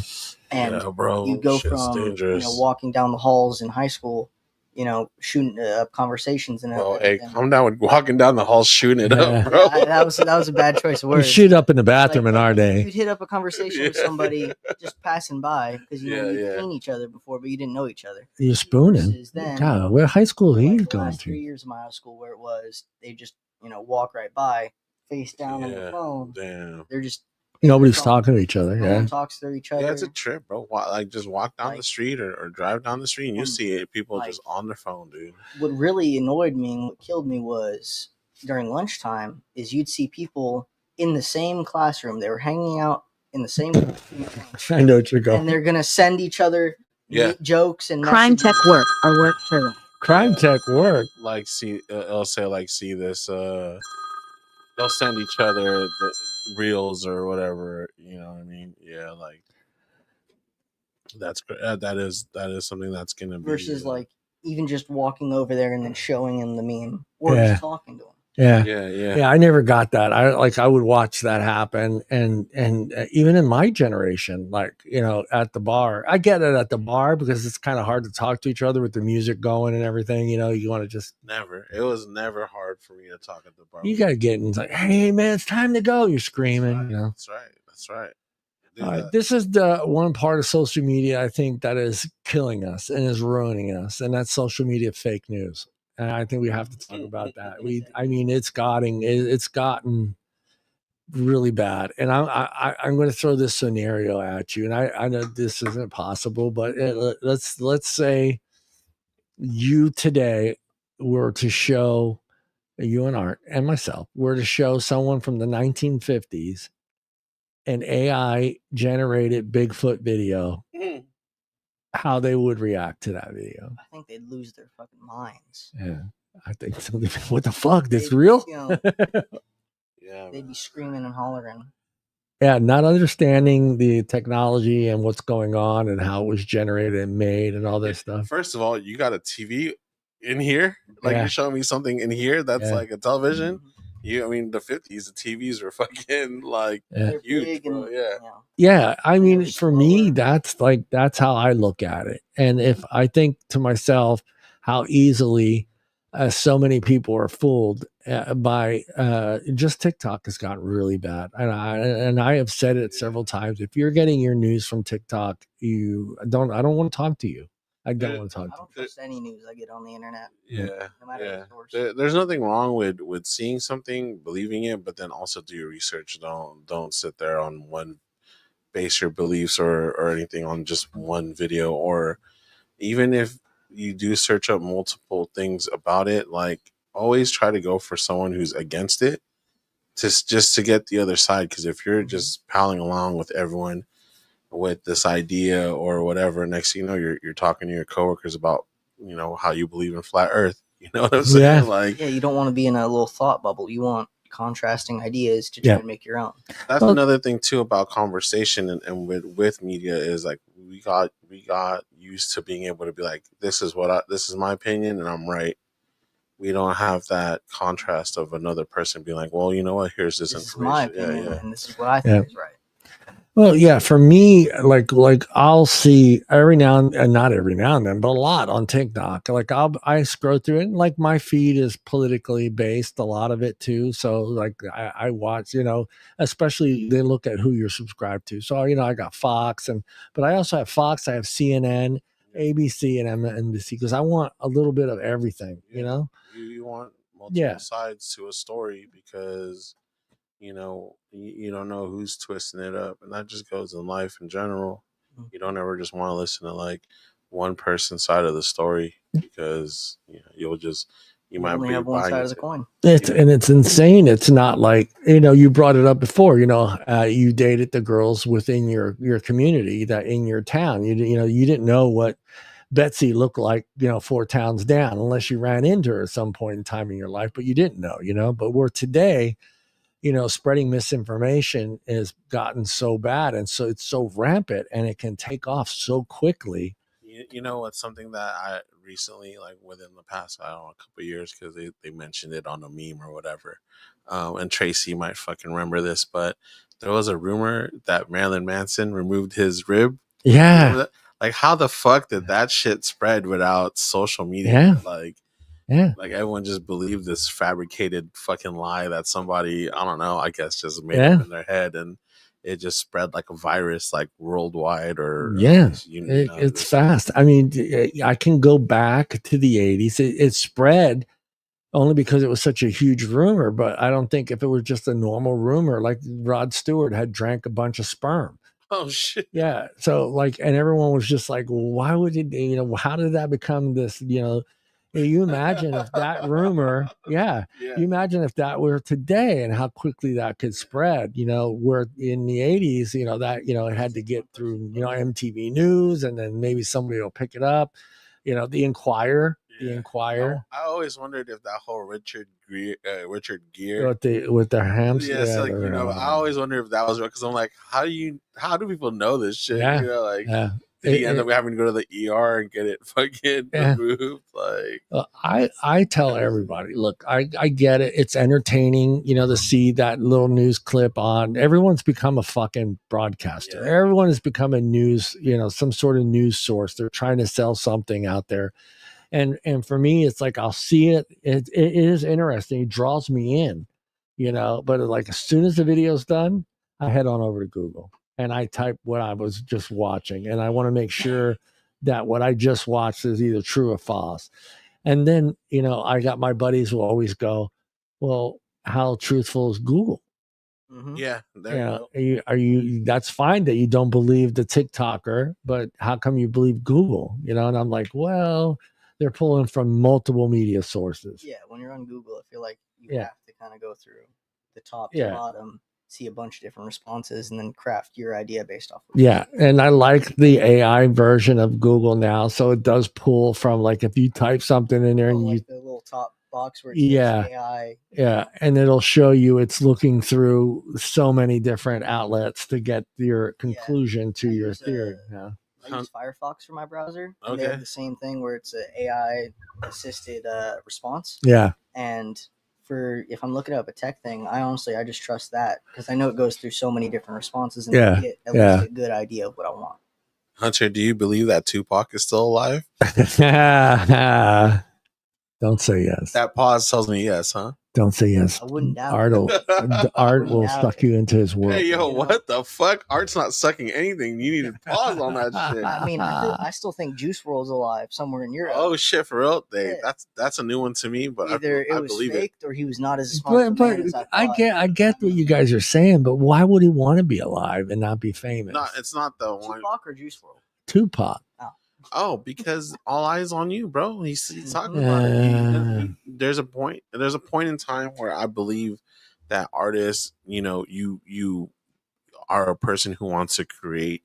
You do something, you put it out there, hoping that someone will like it and connect with it. Yeah, and the joy of everyone or a lot of people liking it is also great, but that also puts some definite negative eyes on you.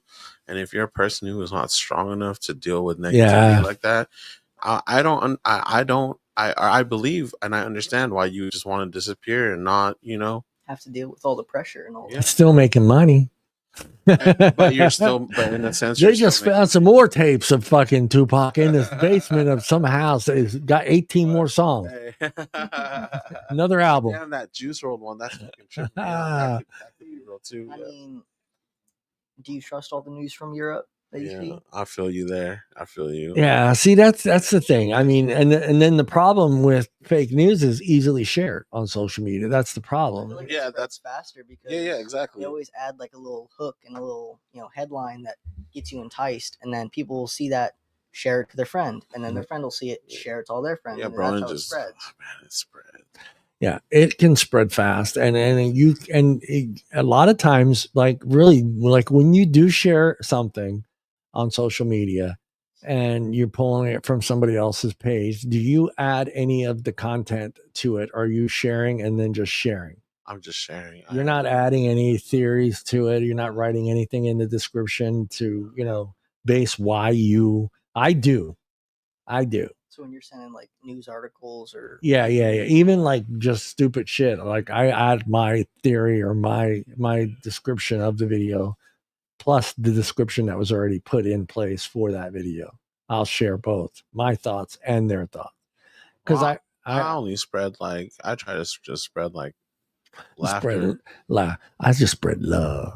Well, I guess love, but just like laughter, really, because we're all human. We all have bad days. I rather look up when I'm on my socials, like some funny shit to make me forget about the bad things that are going on. You're gonna sit there and see how the world is crumbling.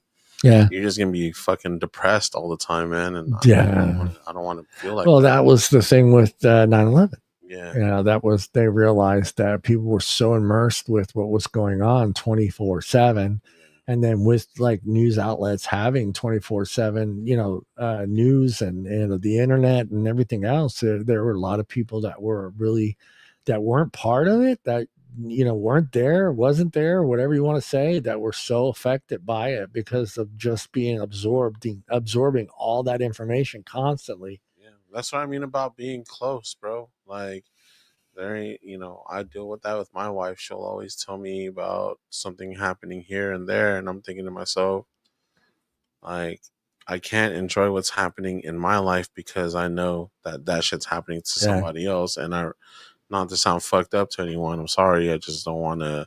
I just want to be able to enjoy my life, and because I think if things are good that's happening to you, like it's sad that other shit, other people's stuff, especially someone that you don't know. Yeah, you don't even know them. You're just gonna be bummed out, and it's gonna affect your life, man. You're gonna, it's almost like you're gonna spew that to your coworker, your family. Oh, did you hear about this? And now you're fucking up their vibe. Yeah. I'm all about good vibes, man. Like we're not here for a long time. We're here for a good time. So for a good time. Yeah.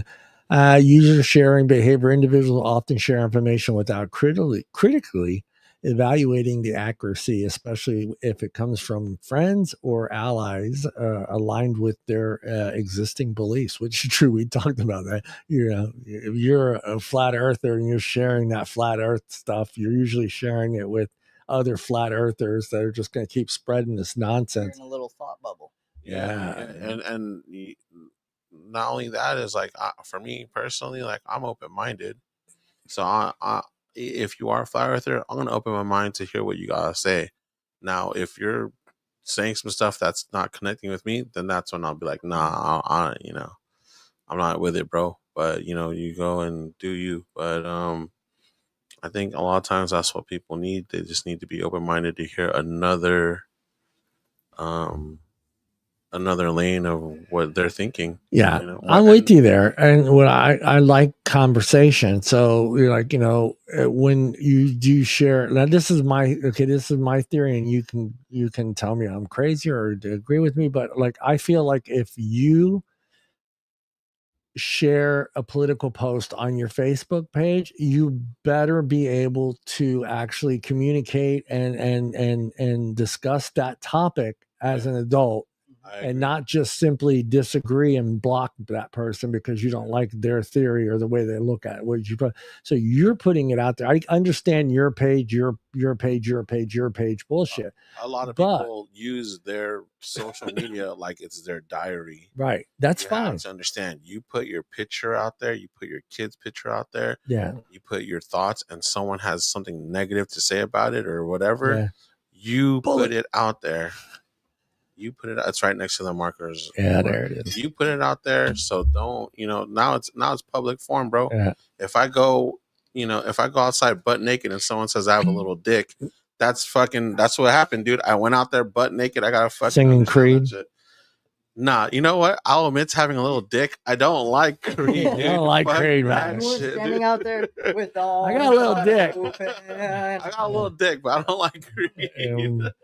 Yeah, no, I'm with you. But even I get with the picture stuff, but like with the political post, for me, that's what I mean. You put something political out there, be ready to, yes. and someone is not going to agree with you, and be prepared to have that conversation. I don't like to call it an argument. That conversation about why your side, the discussion about why you have this, and keep an open mind, man. Like sometimes people, they say or vote or do things because they're human too and have a past or have certain things that's going on with their life. So well, for me, I look at it like, look, it's your, like I said, it's your page, but you also have to take into consideration, okay, it's your page, so why do you have 5,000 friends? You know, why do you have That's 1,000 friends? And crazy. you got to assume that those 1,000 friends all don't agree with what you just wrote. And you should be able to discuss that topic as an adult and not just delete somebody that you've been friends with for 25 years, whether or not it's Facebook or not. It's a physical friend that you've known for 20 years. Now, all of a sudden, because he has a different political view of yours, you don't want to discuss it. Your view is only the view that is important. Accept what you believe. Yeah, I hate that. I hate that. And I saw a lot of that back in the first election with Trump, is how many of my friends, you know, removed me or blocked me because they didn't like my opinion. Well, I'm willing to discuss my opinion with you as an adult. That's a way to separate us too, bro. I I talk know. about that all the time. Like, I don't like the fact that we can't be civil. Everything has turned into like kind of like the sports mentality. My team is better, your team sucks. Fuck the Raiders. Shit, you know, Raiders. Fuck the Raiders. You heard me, Ray. Fuck the Raiders. Oh, man. Hey, but I'm with you, Ray. I'll punch him later on after the show. But no, watch after this Super Bowl, Johnny's gonna be a fan. Hell no. I have. Hey, Raiders. I wish the Raiders luck. I do wish them luck. I have Raiders merch like hidden somewhere. Yeah, you should sell that now and buy some. Buy some other stuff. See, this is what we're talking about. See how it happens, or it's just instant. But you know, yeah, what the fuck was I gonna say? Like, you know, the separation, man. We should always be, you know, willing to understand each other. The first time I remember it being, I think I was like 20. Did you get punched in the face because you were a Ronald Reagan fan? Nah, I was actually. Jimmy Carter fan. When I turned 18, I was just 2 weeks shy of being able to vote. Oh, okay, yeah. Because my birthday is on the 16th, and you know, voting day is on the 4th. So, anyways, you know, we skip 4 years later. I'm like 21 or something. Talking to my boss about, you know, we got to vote tomorrow and all this stuff, and he's like, you know, you shouldn't talk about religion. Yeah, religion, sports, or politics. In public. And I was like, I never heard that before, being that I grew up in the church. We always talked about religion. Right. And he brought it out to me. He's like, because people fight and all this shit. And I was like, no, bro, I really just want your opinion on who you want to vote for. That's the important thing. You were doing the right thing. Yeah. You were doing the thing that I was taught as a kid, is not to just don't vote down the party line. That was one of the first things I learned as a voter. You don't, just because you're a Republican doesn't mean you vote Republican all the way down the ticket. You need to look at the views of that individual. So, vote who you support. Yeah. What are they supporting? What bills are they supporting? What you know, if those things are beneficial to you, exactly, then why would you not vote for that person? That's how I was always told. I don't like people don't vote down the party line. A hard time for, you know, their votes, man. It's part of America. We are individuals. We are, you know, different. As my grandkids, I got them all on they were running around every time we lit a firework on the 4th. They were all America, America. Hell yeah! That's my thing, man. I don't want us to be divided. I want us to be unified, man. All right, Hunter. I know you're a young guy. So what technology has made life easy for you? Think about this one, Art, because you have a pretty larger vast of technology. I already know. Right. Like right off the bat, I'm going to say my phone. Your phone. Because that can do anything. You can do anything. Even though I don't use it for everything, I could run, you know, a business from my phone. All right. Yes, sir. Definitely my phone. Then second would be my laptop. Your laptop. Mm-hmm. Technology. I mean, where do you stop that definition of technology? The technology would be I love my car. I need everything. My your car, your I use that every day. The doctor, surgeon. That definitely has to be the phone, dude. The phone is phone and cars. You and I couldn't imagine this world, and it's a trip to be this age and thinking about like if phones just weren't around. Fuck. Like cell phones, I mean, you know. Yeah. Having these people. Yeah. I gotta semi kind of agree with you guys. And again, I come from the generation where cell phone was a cell phone. I played Snake on it. That was the game that was on the Nokia. It was Snake. I remember many hours sitting waiting to unload my truck playing fucking Snake. It was literally a phone, not just like it was a phone. So not an everything device. So with you guys are both at that age where you were introduced to the phones that had. Well, okay, I used to play Snake. I had the old. Yeah, but you grew up too, yeah. So you were with the cell phones that was prior to social media, prior to the Facebook app, prior to unlimited minutes. Oh yeah, Jesus Christ! After a certain time, or after 7 p.m., call whoever the fuck you want to call, son. Okay, Dad. It's 6:54. I told calls. I was telling my daughters, like, yeah, dude, back in the day, you paid by minutes. You know, like if you'd be on a phone with a friend, like, hey, my minutes are about to run out. I want to head over. Boom, do you both feel that the cell phone has made your life easier? Yeah. For as much bad as it can do, it can do a lot of good. Yeah, I got a hell yes too, because fuck, I grew up with a pager. Dude, and that was the most fucking. What were you paging there, John? Not sure you know what a pager is? Yeah. Okay, cool. Dude, it was the most stressful thing to have as an individual prior to a cell phone, especially if you were like a driver or a truck driver like I was. You got that 911 page. It's trying to find a fucking payphone to call because you just got a 911 text and like, I can't call nobody. Going to like businesses asking if you could use their phone. Hey man, can I use your phone? Damn, like dude, the cell phones and the way they just work nowadays. That's something my generation's never had to really do. Yeah, you never had to deal with the pager. Because it's amazing that they're still used. Sometimes it's like there was a payphone, but you didn't have change. Yeah. You know, or like, dude, that's when you make the click call for. I'm going to be at the corner of 6th and 7th, and then hang up. Click call from. I'm on the corner of 6th and 7th. Okay, yeah, no, I'm not accepting that call. Boom, and your dad go pick you up on the corner of 6th and 7th. I remember having like an iPod Touch, and I got a app where you could use it as a phone or text on it as long as you had Wi-Fi. Yeah. So I had Wi-Fi, at home. But then what I would do is like I would pull up to Starbucks or McDonald's and just be like, "Oh, I'm over here at the McDonald's by your house, or I'm over at the Starbucks by your house. I'll be there in like however many minutes." What would you say, household-wise, technology has made your life easier? The internet.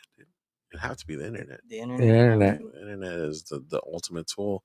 Brandon was just talking about his Xbox, dude. Yeah. Oh my God, my Xbox not working, man. Yeah, dude, the internet is fuck, dude. Can you just imagine when all that shit, when or whatever? Yeah, I'd be outside playing playing basketball or something else, dude. But yeah, I get what you go. God's it's not the end of the world, but it's kind of like yeah. That's really on some like I'm never gonna see that person ever again, though. Yeah. Well, let me ask you this now. Okay, with technology, let's bring up the fact that the factory worker. Let's talk about the factory worker that has lost their jobs because now they have a computer or an arm, whatever you want to call it, a robot that's actually now doing their job. I mean, eventually, manufacturing is probably going to go all that way because the robot's never sick. The robot doesn't call in late, or the robot doesn't, dislike the guy next to him. The real problem is going to be when the robot is fixing the robot. Yeah, the robot is that's the end of times right there, where the robot goes, "Get out of the way, let me do this." Because now it's like, I mean, even our jobs, if something goes wrong, we call IT. We call that person that's like, hey, this is going on. We need help. But once computers start taking over that shit, it's like, fuck it. Then Well, that's the thing. I get it. I mean, our economy is based on people going to work, and contributing, whether it's taxes or purchasing items. That keeps our economy flowing. So. For me, you start to think like, I don't think it's my time or your time or even our Hunter's time, maybe. I got really worried there for a minute with Bitcoin. Well, yeah, I don't worry about Bitcoin. I'm saying like, you're talking about working and all that stuff for being able to have finances and all that stuff. But then what happens when you don't have physical money and it's just everything is floating around? You know what I mean? We go back to trading shit.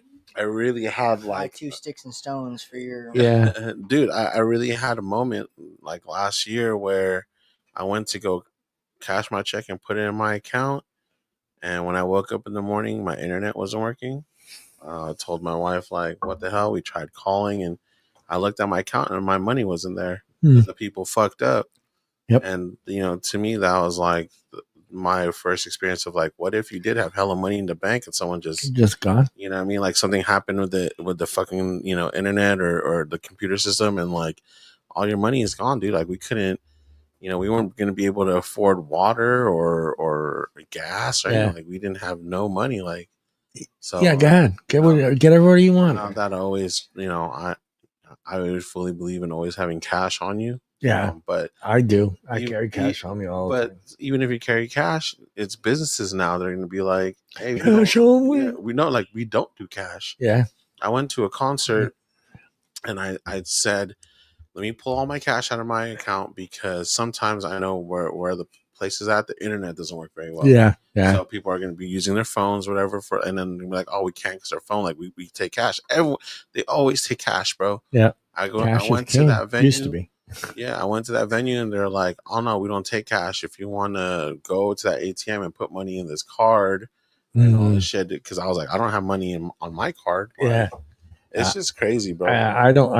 Yeah, I don't like that little chip thing that they have at the little venue thing because every time I scan, purchase something at a concert and they have that little chip thing, someone's hacked into my thing. Like I get notifications anytime any of my accounts are with any money is withdrawn from any one of my accounts.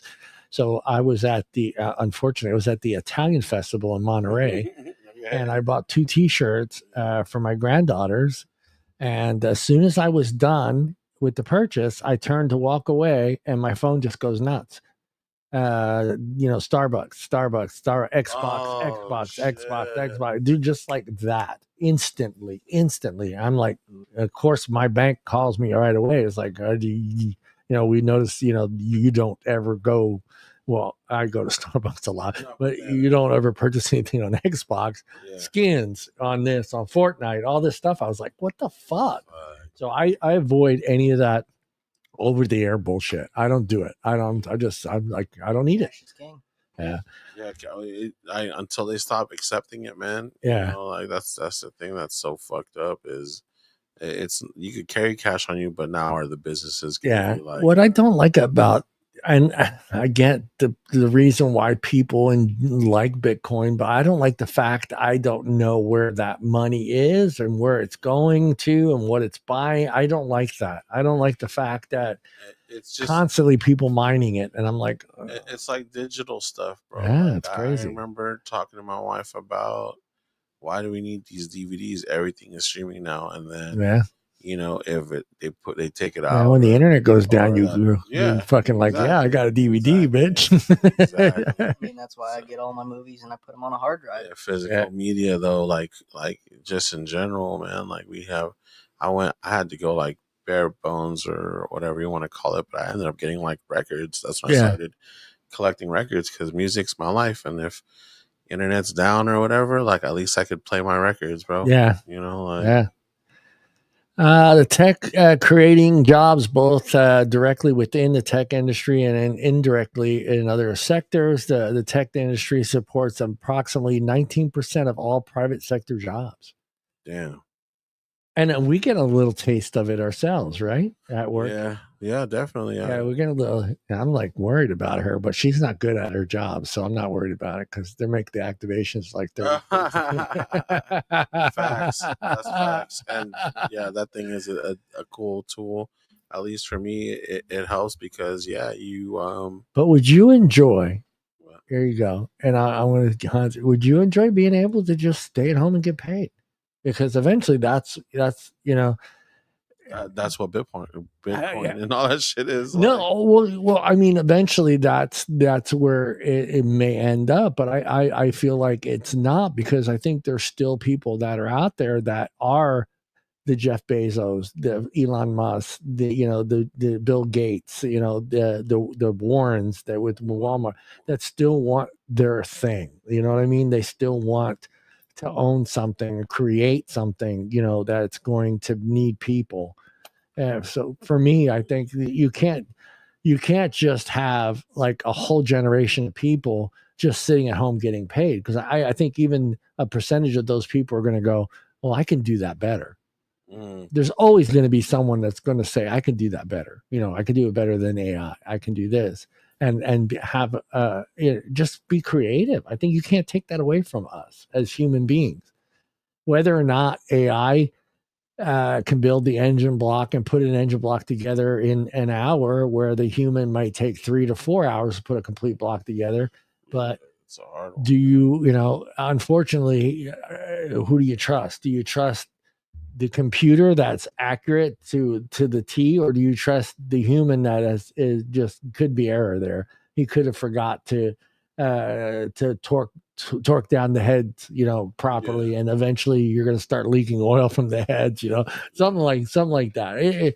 That's how I look at things, and it's unfortunate, that's going to happen, where I feel like everything is going to be massively manufactured, not by a human standing at an assembly line, but actually some robot, putting a toaster together, putting a microwave together, do you ever watch these videos on YouTube, and it's the Mercedes factory?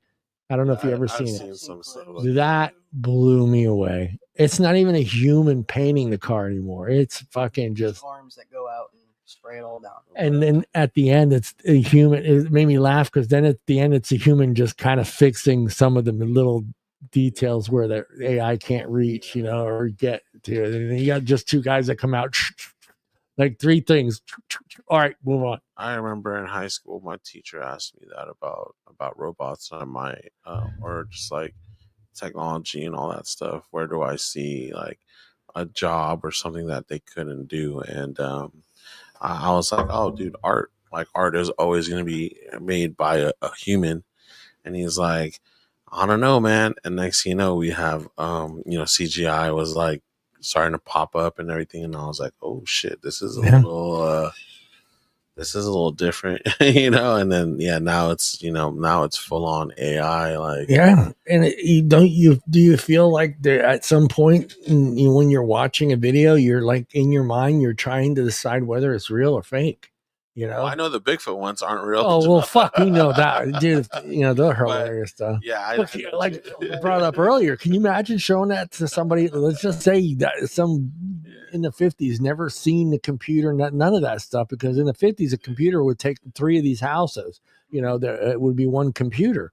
But I remember, dude, like even fucking back before the 2000s, there would be like little videos, like the shitty grained handheld video. Oh man, we saw Tupac over here, and I was like, oh shit, Pac's alive out.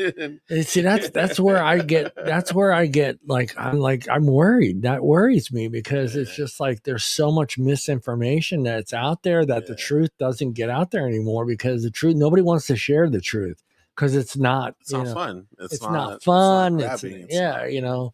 And so for me, it's just like, okay, like the shit that happened in Miami at the mall. You remember that? And they said it was aliens that landed and ran through the mall. And I'm just like, that fucking story took off, man. And I'm like thinking to myself, okay, I am a believer in aliens, but I don't think that aliens are going to land in Miami, Florida, and just run through a fucking mall. Nah, they'd get shot at. Yeah, exactly.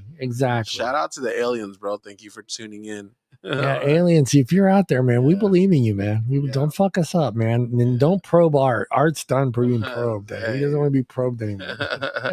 I just want to see them green titties, bro, honestly. Yeah, I want to see the 3 titties and the 2 in the back. Yeah. But and Art doesn't want you wheeling him into a surgical room while the Creed is playing Arms Wide Open with a big silver bullet device. Yeah. Hey, this is like Art's 4th time. You get a free sandwich. Fill out your punch card there. Punch card for probes. Yeah. Dude, aliens would be crazy. Yeah, I mean that's the thing I'm worried about, and I don't know if that's just my generation. Is just like the workforce. What's the workforce going to look like? And let's be honest, that's why the U.S. is as powerful it is to anybody else in the world, is because of our workforce and having the ability that we generate income for, whether it's the military, whether it's for technology, whether it's for politicians stealing money from us. That's crazy, because I honestly think the opposite. I think America is the best consumer. We are. Consumer is. That's what it is. We're the best. We have a consumer power. All our shit, whether it became from automotive factories to just fucking phones and all that stuff. That shit is all overseas. Can you imagine if we may put shit together here, so it's technically made in the U.S. Well, the reason we don't make things here is because we don't want to use our resources. So we would rather save our resources, whether it's a workforce or minerals or whether it's fucking gas and natural gas or gasoline, whatever you want to call it, oil, crude oil. We would rather use the world's resources than our own resources, thinking that down the road, we're going to be the only nation that has fucking crude oil. We're the only nation that has natural gas. We're the only nation that's going to have, I don't think we have lithium here anywhere in the United States, but I don't think so. But yeah. So for me, that's my biggest concern is like, can you imagine all of a sudden if nobody paid taxes, Art? Ooh. If taxes were gone. And back in the early days of the United States, we did live off of tariffs. Tariffs was our things. That's what kept America moving forward was tariffs, actually charging countries to bring their stuff here. Okay. That went away eventually because we started, manufacturing. We had trains. We started getting boats. We started making, big fucking skyscrapers. You had I don't even know the names. All the names right now are off my head. The Rockefellers, all those guys, Carnegie, all those guys. So they needed a workforce. Ford. So, but in the beginning, in the United States, lived off of tariffs. That's what kept the United States moving forward. That's what supplied our military and everything else. But if you take all that workforce away and you start having no one paying taxes, and now you're actually having to pay people to stay home because they need to have some sort of value money to purchase things, that's scary. That's scary. All right. Who raise your hand? Raise your hand if you have gotten a scam call. I've gotten hacked before, bro. It fucking sucks, let me tell you.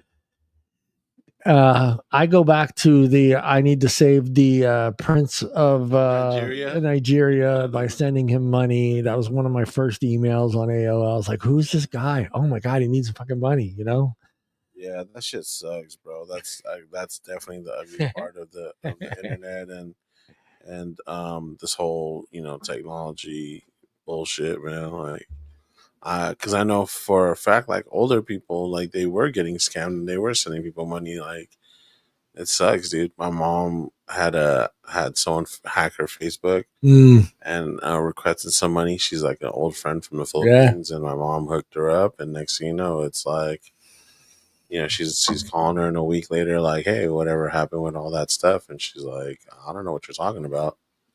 I was like, damn, I got a message saying that you needed some money because of some shit, and I was just calling up to see, not even collecting the money, just to see how she was. Yeah. And she was like, I don't know what the fuck you're talking about. So, oh shit, it's terrible shit, bro. Terrible. These fucking people are just scammers, man. So yeah, be careful out there. Yeah. I mean, I get it all the time. I laugh at the ones that call me, hey, your Windows 95. I'm like, dude, get up to date, dude. Nobody's got Windows 95 anymore. If you're calling because I need technical support on Windows 95, dude, you are a poor Indian scammer. You never had someone on Facebook pretending to be like a family member or friend? No, I delete them. Anytime I see a double account, I always delete the newest one.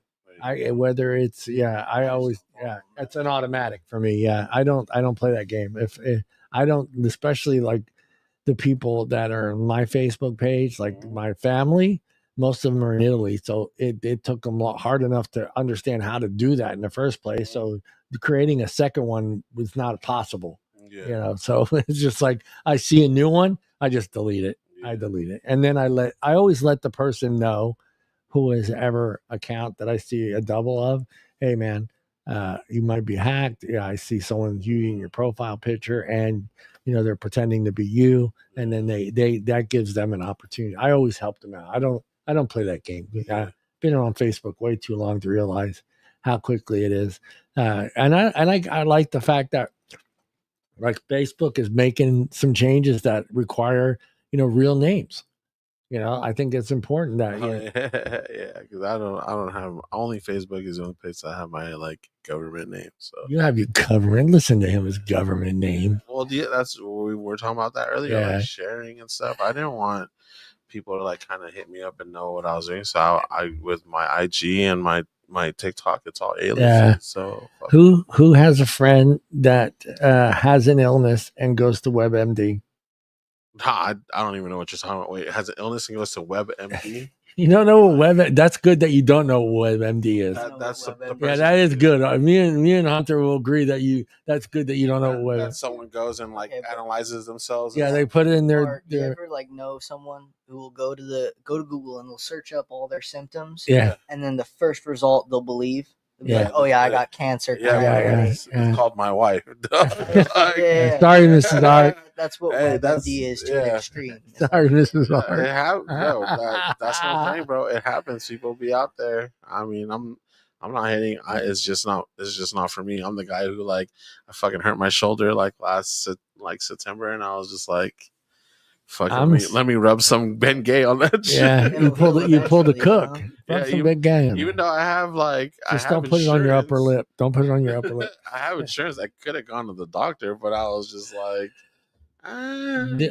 that one freaks me out. I mean, not just like people self-diagnosing themselves, but like how AI and technology has taken over some of the healthcare portion of it. Like I went and got my eyes done. The doctor wasn't even in the room with me. Oh shit. Yeah, dude, because I don't even trust doctors, to be honest. She wasn't even there. The time I feel like they're just bullshitting you. Well, doctors, that's why they're there's that whole thing about make sure you get a second opinion. Yeah.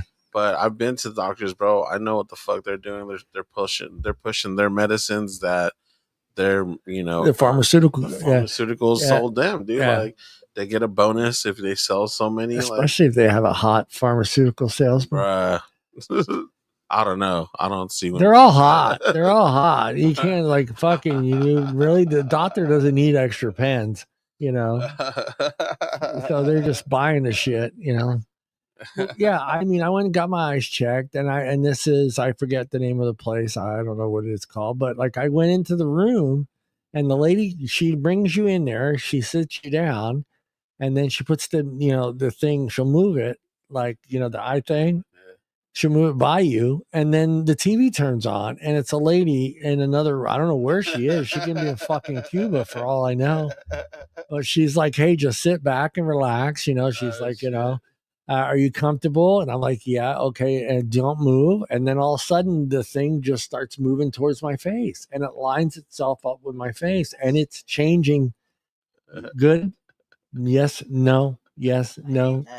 Dude, I'll see that in like video games and shit. Yeah. Where it's like have you ever heard of like Cyberpunk? Yeah, Cyberpunk. I know. Yeah, I'd see shit like that where the doctor's not even in the room and all the machinery just starts. I hate that. Damn. That's where the world's going. I don't want to see that. Yeah, I want the communication. I don't care if he's BSing me. I still want him in the same fucking room. I want him to be saying it to my face and not through a screen. We've lost that human connection. Yeah. They used to call it with nurses and doctors. What is it called? Like good bedside manner? Good bedside manner. Hey, dude, I remember a time where the doctor came to your house. Damn, you're fucking old. I know. It was just, I'm at the very end of it. Fuck you, Art. I didn't want to say that, but fuck, I was thinking it. I'm not that old. There was a time where the doctor came to your fucking house. Uniform, and he's just going door to door. I hate these fucking young bastards. He had to come up on a horse. Oh shit!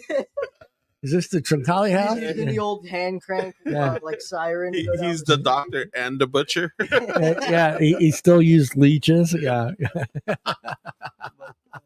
But damn, having a doctor, dude, that's flossing. That's some big money shit. Doctors go to your house. Man. Yeah, that I remember. Like this is early 70s, but I remember the doctors coming over to the house to check my grandfather. I remember that vividly. Yeah. Well, now it's the same thing, but it's hospice now. Yeah, it's hospice now. Yeah. They come over just to scan to see what kind of good shit you have at your house, so they can come back and rob you. I did not. I'm sorry, hospice. I did not think that, dude. That's crazy. You got some nice shit. If they say that on the way out, then you'd be worried. lock up that night. Make sure you're Some locked extra over. locks everywhere. Yeah. Yeah, I mean it's kind of AI is kind of taking over a lot of it. A lot of the stuff that we do doesn't require a person. I mean, think about it. I mean, McDonald's is pushing you to use that fucking screen. Yeah, they don't want you to go up there and physically talk to somebody anymore. Hey, if you use the screen, you get a discount. Oh fuck yeah! Dude, I hate when I go to like a fast food place and they're always, "Are you using the mobile app today?" Yeah, first thing they ask at McDonald's. The mobile app. Yeah. Fuck no, I'm not using it. Just let me order my food right now. Yeah. Hey, bitch, you're making $30 an hour. I don't need to use the mobile app no more. At Taco Bell, it's worse because they don't even use a person to ask you. They just do a little recording when you pull up. Yeah. Are you fucking kidding me? Yeah, whenever you pull up to Taco Bell, don't go to Taco Bell. Location to location is different. We're sponsored by Taco Bell. Go to the mom and pops taquerias, man, and get diarrhea. Or they get from compared to Taco Bell. I have been eating Taco Bell since 1978, 79. You had it when it was actual horse meat. Yeah, it was good. No, that was Jack in the Box. No, Jack in the Box back in the day, there was a rumor that Jack in the Box was using kangaroo meat. Yeah. I remember that one. That was a big rumor. Crazy how rumors just pop off like that. Dude. And I was like, well, fuck it, man. These tacos are booming, dude. I don't give a shit what they're using, man. The whole Jack in the Crack thing where like they put crack in their food? No, I don't remember that one. The only rumor I remember of Jack in the Box was the fact that they were using kangaroo meat. And I was like, well, fuck, this is some booming kangaroo meat. That's all I'm saying. Dude. It wasn't a rumor. It was real shit because it was at like a Jack in the Box kind of close to my house in LA. But they did kill a lot of people with salmonella. There was that one Jack in the Box. Dude, like hella people got sick and hella people died. I didn't die. They had to like they started refresh and do. Yeah, I mean, I get the room. I know everybody's stomach's different, but I've never ever gotten sick from Taco Bell. I've never gotten food poisoning from Taco Bell. My only beef with Taco Bell is that I feel like, the tacos used to be 49 cents, dude. Hey, they're expensive now, dude. The burritos used to be 79 cents. They were because they're giving them $20 an hour to sit in the back. Yeah, and I'm like, well, wait a minute. Yeah, that's fucked up. Taco Bell change their fucking prices, bro. I'll be honest, the worst kind of people in my generation work at Taco Bell. Yeah, because they're getting paid $20 an hour, and then they're the most lazy people you like. Dude, when I worked there, they were giving me $20 an hour just right off the bat, and every person except for the manager would complain and be like, "Man, I don't get paid enough for this shit." Yeah, you're standing there and making a taco. Yeah. It's tough, man. It's fuck. Taco Bell life is tough.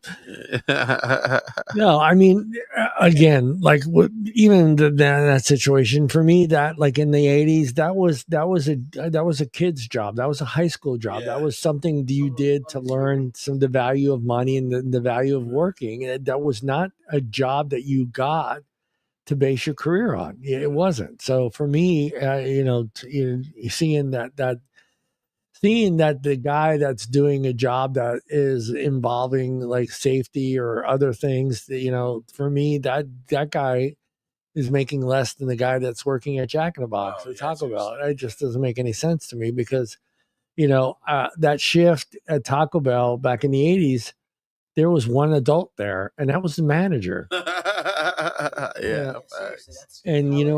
couple of years ago. Yeah. So for me, and I understood a lot of times that manager was someone that actually started when they were 15 or 16. Yeah. That's why I don't trip about that. Yeah, and that's fine because hey, I had a friend of mine that worked. She worked at Kentucky Fried Chicken. She started Kentucky Fried Chicken when she was in high school. They paid for her college. They said to her, basically, if you go to college and get a business degree, we're going to take care of you. Damn. And they did. And when she graduated, she was making, now this is early 90s. She's making $65,000, $70,000 a year running running KFC. Have some alcohol. So, yeah, I mean, for me, as far as like, okay, well, let's bring the digital divide in.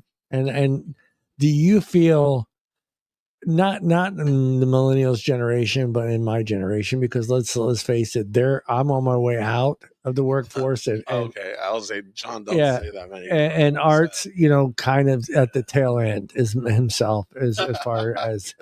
But do you feel that your generation, as far as Gen Z, is prepared for what's coming as far as technology? In the technology in the workforce. In the workforce. Well, I mean, to start, you got to get my generation into the workforce. Yeah. Half of the people in my generation, I don't think you say the word job to them and they recoil and they're in fear. Yeah. I hate that. But as I gotta work 8 hours. Oh, 8. Hey, so 40 a week. 40. As for like the generation that's already in the workforce, I feel like they're going to be able to handle it and adapt to any new technologies that come in. Do you feel, all right, and there's two differences. Do you feel high school prepares the individual for the workforce? And do you feel like colleges are, two different entities? Do you feel like high school is preparing? Because like when me and Art went to high school, I could still have gone to high school without going to college and gotten a good job. Yeah, facts. All right. But do you feel with the way technology is going today, do you feel that the high school person can actually come out of high school? I feel like high school kind of helps get people into the rhythm of, this is my schedule. I have to show up here at this time and then leave at this place every day. So I feel like it'll help that way. But when it comes to actually working in, a job, I wouldn't say it helps. No. It only really helps with the repetition and then the scheduling. And scheduling. Yeah, a lot of times people aren't figuring out. Like, and I know I have like my youngest daughter, she's homeschooled, but it's about socializing, having to deal with certain people, personalities. Yeah. That's the tough part. I mean, that's the and I'll be honest. I mean, like I worked from home for a long time, so good 10 years. Maybe a little more. So for me, that I talked about this before, that scary feeling of getting back into the workforce and then going to work for the company that I'm working for now and trying to make sure. My biggest fear was, can I adapt to this new crew? And then when I walked in there, I was like, okay, 40, 20, 19, 17, whatever ages they were. I was like, okay, do I fit in here? And can I fit in here? What can I say? What can I not say? And you know how I am. Yeah. So yes, Hunter's got a good taste of it, but so like that was my biggest fear. But I felt like I was prepared because of what I had done previously. Like I knew what my responsibilities as always was as a supervisor, so and I was a supervisor for a long time. So I knew that my responsibilities as a supervisor were a lot different as a regular worker. Yeah.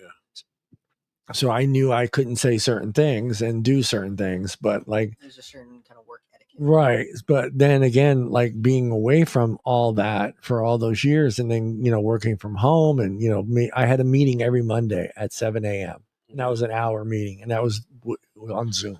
That was it. And then nobody bothered me for the rest of the week. Yeah. So I didn't have to deal with, hey, can Johnny say this? Can I say that? Can I not? What was possible? What wasn't possible? But man, I tell you, that was the biggest fear. But then, again, the environment that you're working in, the individuals that are in, the personalities are all different. So I was like the second day I realized, hey, man, these are my people, man. Yeah, we got a good crew. we definitely got a good crew. I was like, these are my people, man. I can say a lot of things. Like last night, we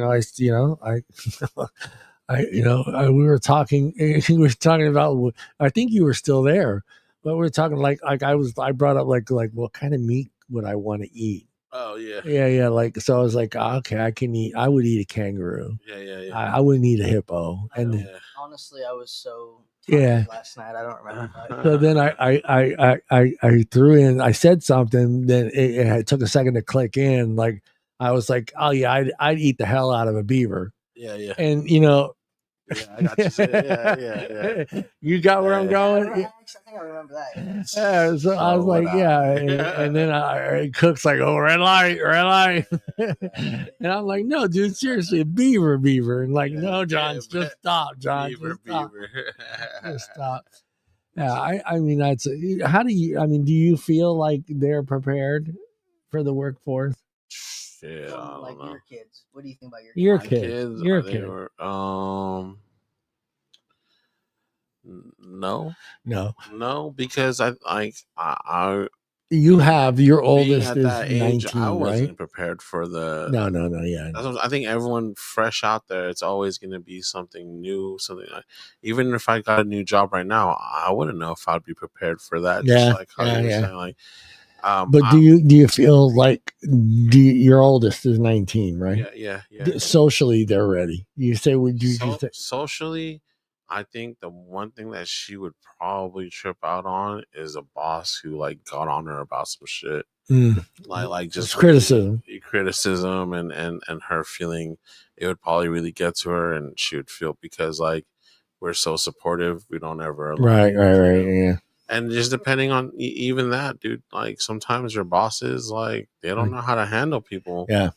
I'm not talking about our boss. No. We're I'm not talking about you, Joe. I'm We're not not about talking like about other you. bosses. They just don't We know. love you, Joe. Yeah, I love you, Joe. I've had Love you, Joe. No hate. Hunter's like, do I say something? Yeah, I love you, Joe. I've had bosses though where it was like Jerks, total jerks. if I wasn't mentally prepared for that, I probably would have broke down or possibly even gone in my feelings and quit that day. Yeah. But Yeah. I've been I've been around the block and I've been yelled at before. So Yeah. Oh man, I worked for family in the beginning, so criticism was part of the job. It's like they're fuck. not going to be nice to you at all. No, they're not. They're like, does that look, dig a hole? We used to like construction, so they're like, hey, start here, dig a hole 16 inches deep, and then just keep going until I tell you to stop. I'm like, are you fucking kidding me, man? All right. My very first experience working in my very first job, I was working with my uncle, and he was the manager for that auto body shop that I said I worked at. Yeah. And did they never did anything right? I mean, like, did he have? Because there's some who are like, I'm going to treat you like you're just a worker, you're not family. But then there's also that are like, I got to treat you worse than my workers, so that way my workers know I'm not treating family better. Does that make sense?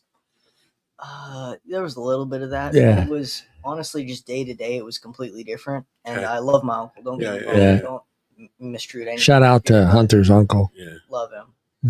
But he's severely bipolar, and so some days it would be like that where he's going to treat me worse to set an example for the other coworkers. Yeah. Other days I'd be treated better because I was family. Got you. It's just day to day different for him. Okay.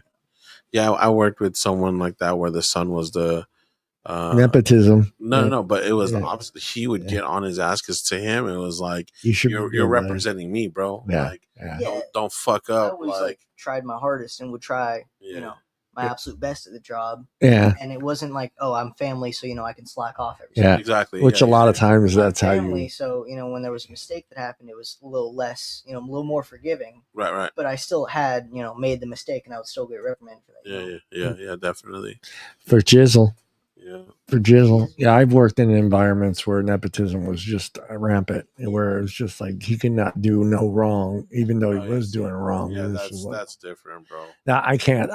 One of the things I can't stand is working at places where it's a lot of cousins, and I don't like family business, but then they still have Yeah.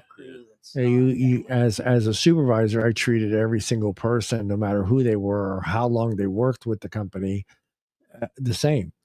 But and a little bit more so for the person that was working there for 10, 15 years, because my philosophy was you should know better. If you've been with a company for 10, 15 years, you know the rules, how things are supposed to play out and what's expected of you. Some people get comfortable with that time. Yeah, they do. Yeah. That's why I like unions, because everything is scaled.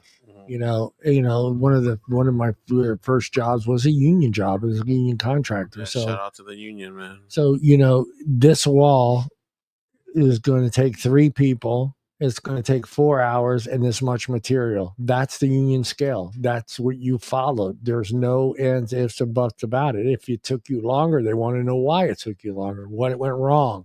Was the material not there? Were you missing something? Stuff like that. But that's how the unions always worked. And I like that stability of this is this and this is how it's done. Yeah. If you can't do it in that allowed amount of time with that material, tell us why. This is the average. This is what everyone else can do. Right, exactly. It's to average, to scale. Yeah, I mean, I don't know, man. I for me, I see a new generation of people that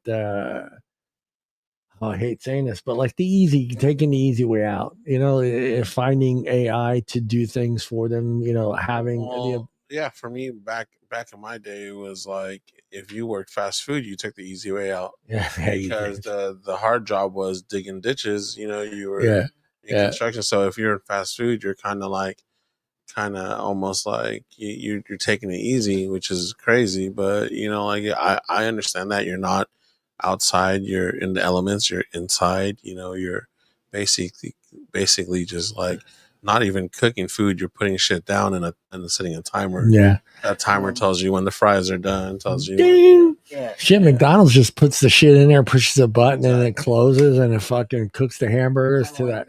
Like we were talking about social media, I feel like there's a big difference between, especially in my generation, of the people who work in the trades and then people. Move the mic closer. Yeah. The people who are working there you go. in trades versus the people who are doing Taco Bell and things. Is on social media, you'll see posts and stuff where it's like kind of passive aggressive hate towards the other side. Yeah. And I feel like there's that big disconnect of, instead of, we're both around the same age, same generation, and we're both working, we're both doing our job, right? There's, well, I'm better because I'm doing the trades. Yeah, bro. Well, I'm smarter because I'm not working as hard. That goes back to even my generation, though. You had your office people, and you had your collar labor versus white collar. Yeah, white collar, blue collar. I would say it's gotten worse. It's probably gotten worse. Media. Oh yeah. How, like, instead of now it's a tradesperson having to say face to face to someone who's working at Taco Bell, I think I'm better than you because I do this and I work harder than you. Yeah. Whereas now there's no face behind it. You're just on social media shit talking. Yeah. So, let me ask both of you guys, do you feel like that maybe college needs to change the way they educate the student to prepare them for the environment, the new environment? When I say that, because with your trade schools, you're focused on that trade. And that's all. You're not focused on English. You're not focused on mathematics. You're not focused on world history. You're not having to take this film appreciation class to make up credits. You're focused on that one trade and that trade only. And I'm not going to piss some people off here, but I hate doing it. I mean, I don't understand. I know I understand the love that someone has for a certain field. Yeah, but the appreciation for whether I'm going to say the word arts. Wow, okay. I know what you mean. Yeah. Okay, and as a parent, and I go look, and this is me. Yeah. Now, if I had a child that is in love with arts and they want to draw and they want to do all this stuff, and I'm not going to shit on that. Yeah, but I'm also going to say, hey. Okay, you're going to go to college. You're going to pay $60,000, $70,000, $100,000 to go to college. Get maybe minor in business. Something there's an actual field in. Yeah, because Hunter's feeling different. An art degree is. So are you the next Pablo Picasso? Well, that guy, or are you? That guy didn't make money. I don't want to be that. Like, no, I'm not in a great. In some social circles, you're just a genius. I get that. But let me tell you, you're not going to be in those social circles all the time throughout your day. You're not going to be in an art gallery 24/7 in your lifetime where you can talk about your art degree and what you learned and what Picasso did and what. Express your understanding. Yeah, exactly, of your field. So, and you still have to make money. So I look at it differently, man. I do support that.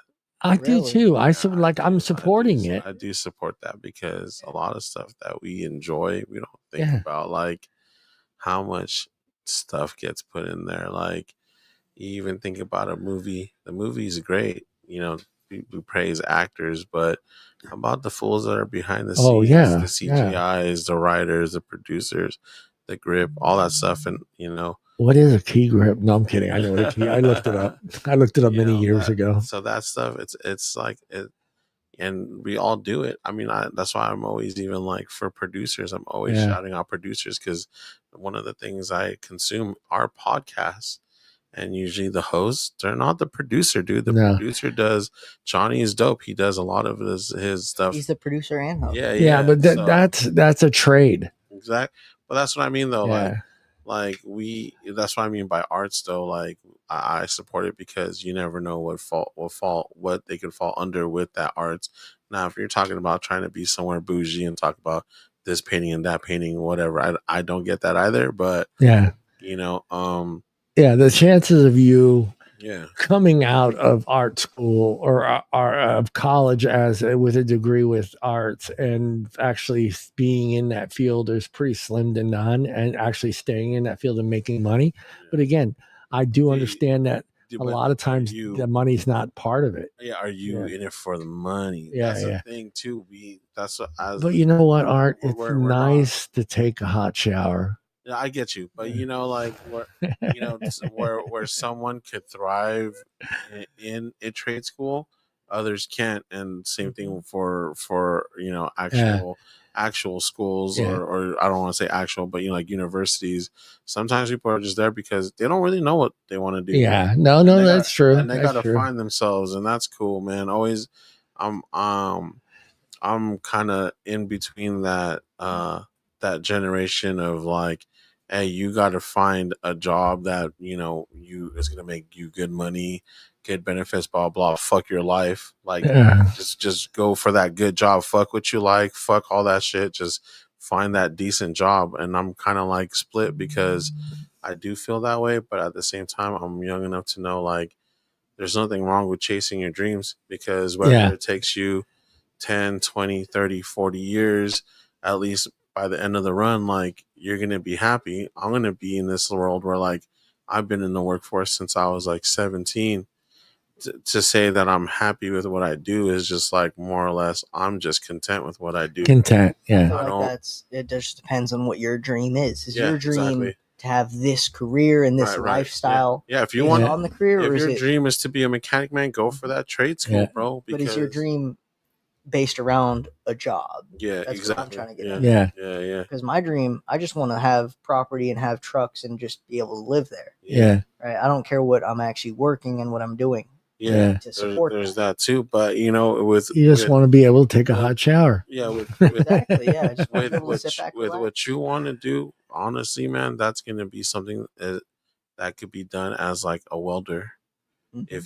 If you're a dope enough welder, I love Art through dope in there. Like no, I feel like, because I love the word dope. Versatile. When I worked out in Pittsburgh, I worked with this cool ass welder, and he was like, no, I live out in Montana or whatever, and I just come out here to California to work. Like I work like 3-4 months a year. That contract to work on pipelines and big actual union jobs. Yeah, and then like you could be that guy too, where you're like, you know what, I made enough for the year, I'm chilling. Yeah. Or you could be like, nah, you know what, I want to work 9 months out of the year, except for just 3 or 4. Like, and there, like I have this one guy I know, Braden.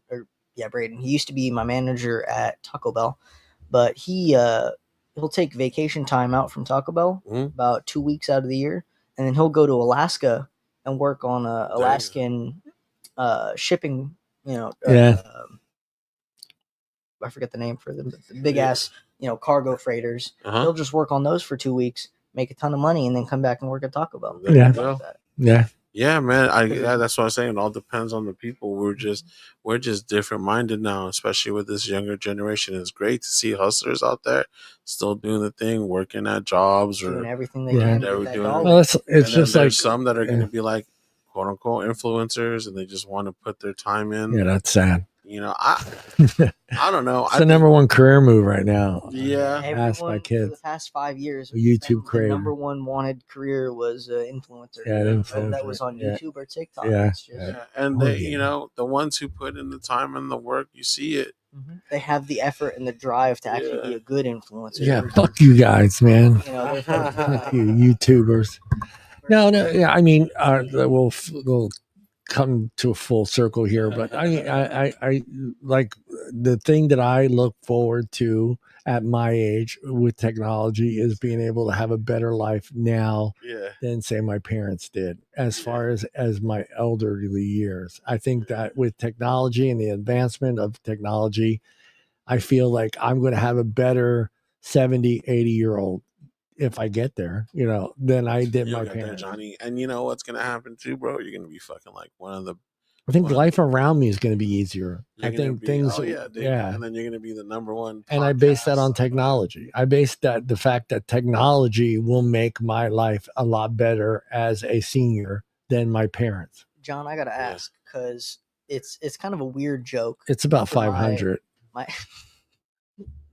For my entire generation, I don't know where it came from, where it started, but there's the kind of running joke of, for people my age to joke of, when I'm this age and I'm in the retirement home, this is how I'm going to be. This is how I'm going to act. Would you ever go into a retirement home? No, I'm going to die in this house, probably. I was about to ask, or would you rather be at home alone?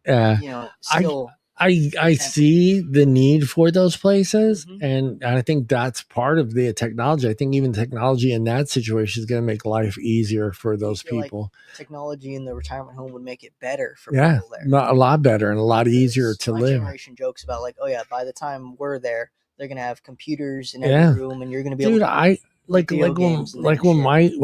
my ex-wife got her kidney transplant at UCSF, many years ago, 15, 16 years ago, there was a robot that rode around the hospital that went from the pharmacy to each room. Really? And dropped medicine off. And that's all it did. Those the new electronic waiters you see. Yeah. They'll go around from table to table with. And his name was Elvis, and a little bastard. You could fucking.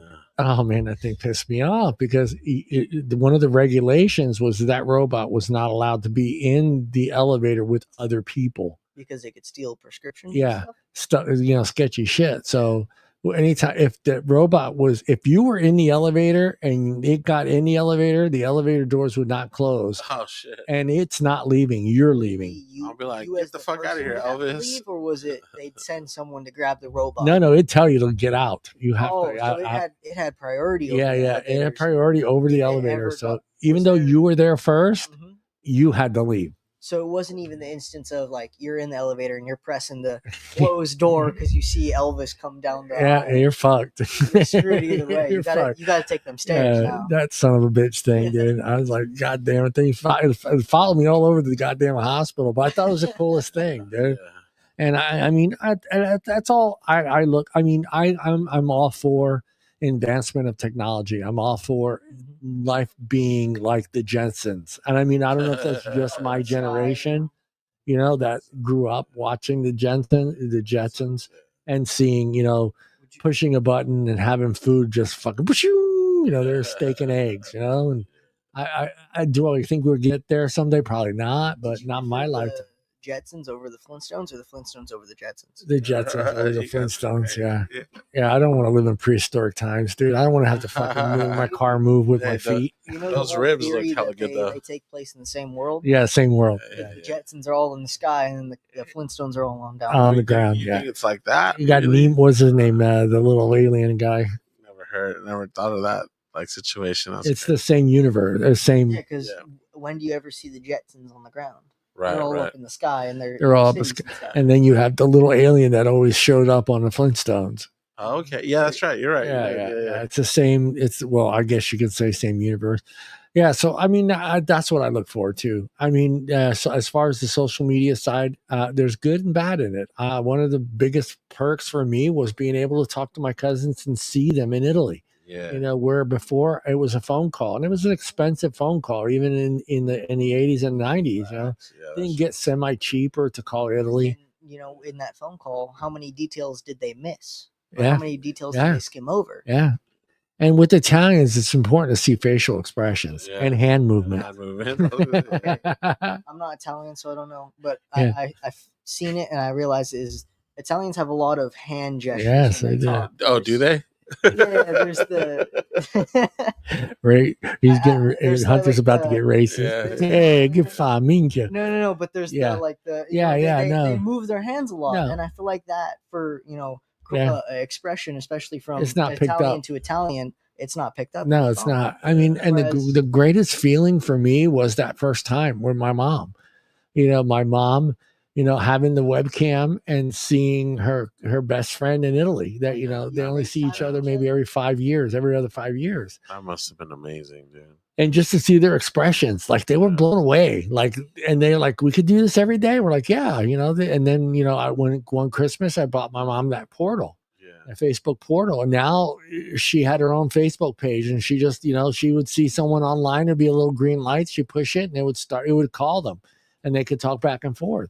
Definitely, I feel like social media and the Facebook portal and your phones nowadays connect everybody closer. It's making the world smaller. It's making the world smaller, but then I also feel like people don't quite understand the disconnect that there is, right. Because even though you can see them, you can see their expressions, and you're still talking to them, you're still not person to person. Yeah, it's not physical. Yeah, you're not inner. Yeah, and if you. Yeah. Sorry, go on, Art. No, I know what you mean. Like, it kind of like stops you from like, oh, well, I don't have to go over there. Yeah. You know what I mean? Like I have to see my mom today. If you try to break it down as simple as it can be, it's I'm one a chimpanzee in a room, you're another chimpanzee, and we're screaming at each other face to face. Yeah, that's different from I'm on this cliff top, you're on that cliff top, and we can still scream at each other. You're still right next to each other, actually. All right, I'm going to throw some technology at you. All right. And you just say yes or no, or that's stupid, or okay, that's great. Samsung's TVs in the refrigerators with cameras. Like smart TV, smart fridges? Smart fridge. Like that'll tell you like you're running out of eggs. I feel like that's a rich person thing, dude. That's the rich. Straight up. Hey, Cook's got one. What's that saying, eh? He's a rich person. I mean, dude, no. It's used. It's not. I don't say it's not useful, but it's not needed. In my opinion. Yeah, it's an excess. Yeah, it's an excess. Okay, I'll go with excess. That's what he meant. I'll go with excess. And then my thing that kills me with that is when people on social media will be like posting about it. I just got my new smart fridge. One of the first things they list is I can see what's in the fridge. I like that feature. You're fucking John. What's the difference between now there's a camera inside there, then there's wires running the camera, then there's a circuit board running that camera. Yeah, there you go. Shows it onto the screen that's on the outside versus you opening why not just put glass or on just the open fridge the door? Yeah, or I got you. Like Art's saying, fucking open that fridge door. I like the glass thing. I don't understand why that's never been done. Glassing is fine. Yeah, I can understand glass, but if it's a smart TV and like the TV just displays what's in the fridge, I think that's the dumbest shit ever. Yeah. Okay. I think what Take would the be half second to open it. What would be but how about if you're at Rayleigh's already and you just forgotten something and you want to double check, you can always just go on your smartphone and look inside your refrigerator and go, oh yeah, I only got 4 eggs. But would you not you know be what? able to just call up your roommate and be like, hey, can you check the fridge? Oh, come on, man. You bastards don't answer the phones, man. First of all, that's low-key crazy to fucking be at the store and calling your fucking fridge. Yeah, hey, dude. See if you're out of eggs. Is that actually a feature? Yeah, you can actually look inside your refrigerator from the store. I didn't know that. Yeah, it's Wi-Fi. It's connected to the Wi-Fi, so you can actually look on your phone. I don't like that just because it's connected to the Wi-Fi. And then I see that as another security risk. That fucking hacker in Korea knows I only got 4 eggs, dude.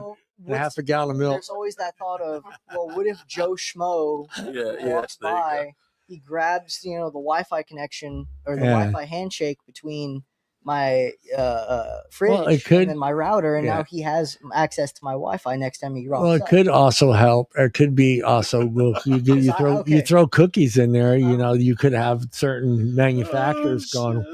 How do we get him to buy our sour cream? He's got sour cream, but it's not Daisy. It's gonna be like that. It's like you're low on sour cream, but hey, Daisy's on sale for. Yeah, that would be kind of cool though. I would like that feature. Hey, no. You bring up a good because like if it could do that, like look in your refrigerator and see that you are low on sour cream and know that your location at Rayleigh's and pull up a coupon that says, hey, you're low on sour cream. This is what sour cream is available. Here's the coupon. That would be sweet. You could do that on your phone already. Yeah, but that's like 3-4 steps. As someone who does podcasts and who uses the internet regularly, would you say that's worth the security risk that is involved there? because I have friends who are into like what's called war walking, war driving, which is you have a computer set up and then you have a big ass antenna, for lack of a better description, and you just walk around. Yeah. And every time you pass a house, you send them a little packet, and then you get all of their handshake information. Yeah. Oh my when God. then you go home and you're like, okay, I walked by 50 houses today. I can load that up in my computer, and now you have all 50 of those houses Wi-Fi name and password. Yeah. Oh shit. So is that who's been putting all that Pornhub on my phone? Yeah, Exactly, sure. exactly, Mrs. Artemis. Mrs. It Artemis. wasn't me. Now we know why. It wasn't me. He wrote that song. Yeah, I wonder why. Like there are people who just walk by a house and then Good now cover. they have access to She won't see Wi-Fi. this, but good cover. Good cover, Dude, Art. Don't leave me hanging, Art. Art's using Good this cover. to cover his tracks. No, I honestly didn't know that people were doing that. I was wondering why fucking Pornhub was always popping up on my phone. Yeah, me too. I don't understand Art, that. I don't understand why that chick from the UK keeps calling me. All right, here we go. So Echo Dot. Echo Dot. Are you talking about the bitch who talks to you? Yeah, Echo Are Dot. you talking like the Google Home and all that? Google shit? Home, I Echo hate Dot. every single one of them. I have them at home and I don't like it. I can't stand them. Until you need to know the name of a song or an artist, right? All right, you got me there. You got me there. Would you have a like Hey Siri? Do you have an iPhone? Yeah. Yeah. So if you have Siri on your iPhone, why do you need the Google Home? Yeah. Because then instead of because the phone might be in the bedroom charging, and the Echo Dot might be in the too much of a. It is. I'm not gonna lie, Hunter. It is a convenience. That's what we're looking for. I feel like people are trying to make their lives more convenient. too convenient. Yeah, too convenient. I get what you're saying. I think it takes away the thought process of trying your to life become too convenient where you can just sit in your lazy boy. Yeah, Wally. All day and never have start yelling at Echo. Hey, Amazon. Hey, Amazon. Dude, hey. Order me some Uber Eats. You know what I like. All right, there, dude. It's there. It's really there. All right. Well, so, are you pro or are you anti-pro? Honestly, anti Google. Okay. Home, Alexa, all that shit. Oh yeah, I'm anti that shit too. You're anti. Okay, ready? That Uber Eats, anti most. Damn, Uber Eats. Smartwatch. I fuck with my smartwatch, dude. I fuck with it, and I shouldn't because it's tracking my every fucking move. That's one thing I hate about it. And I just hate it. But there's benefits, right? You get to check your blood pressure, your fucking your steps. Yeah, definitely.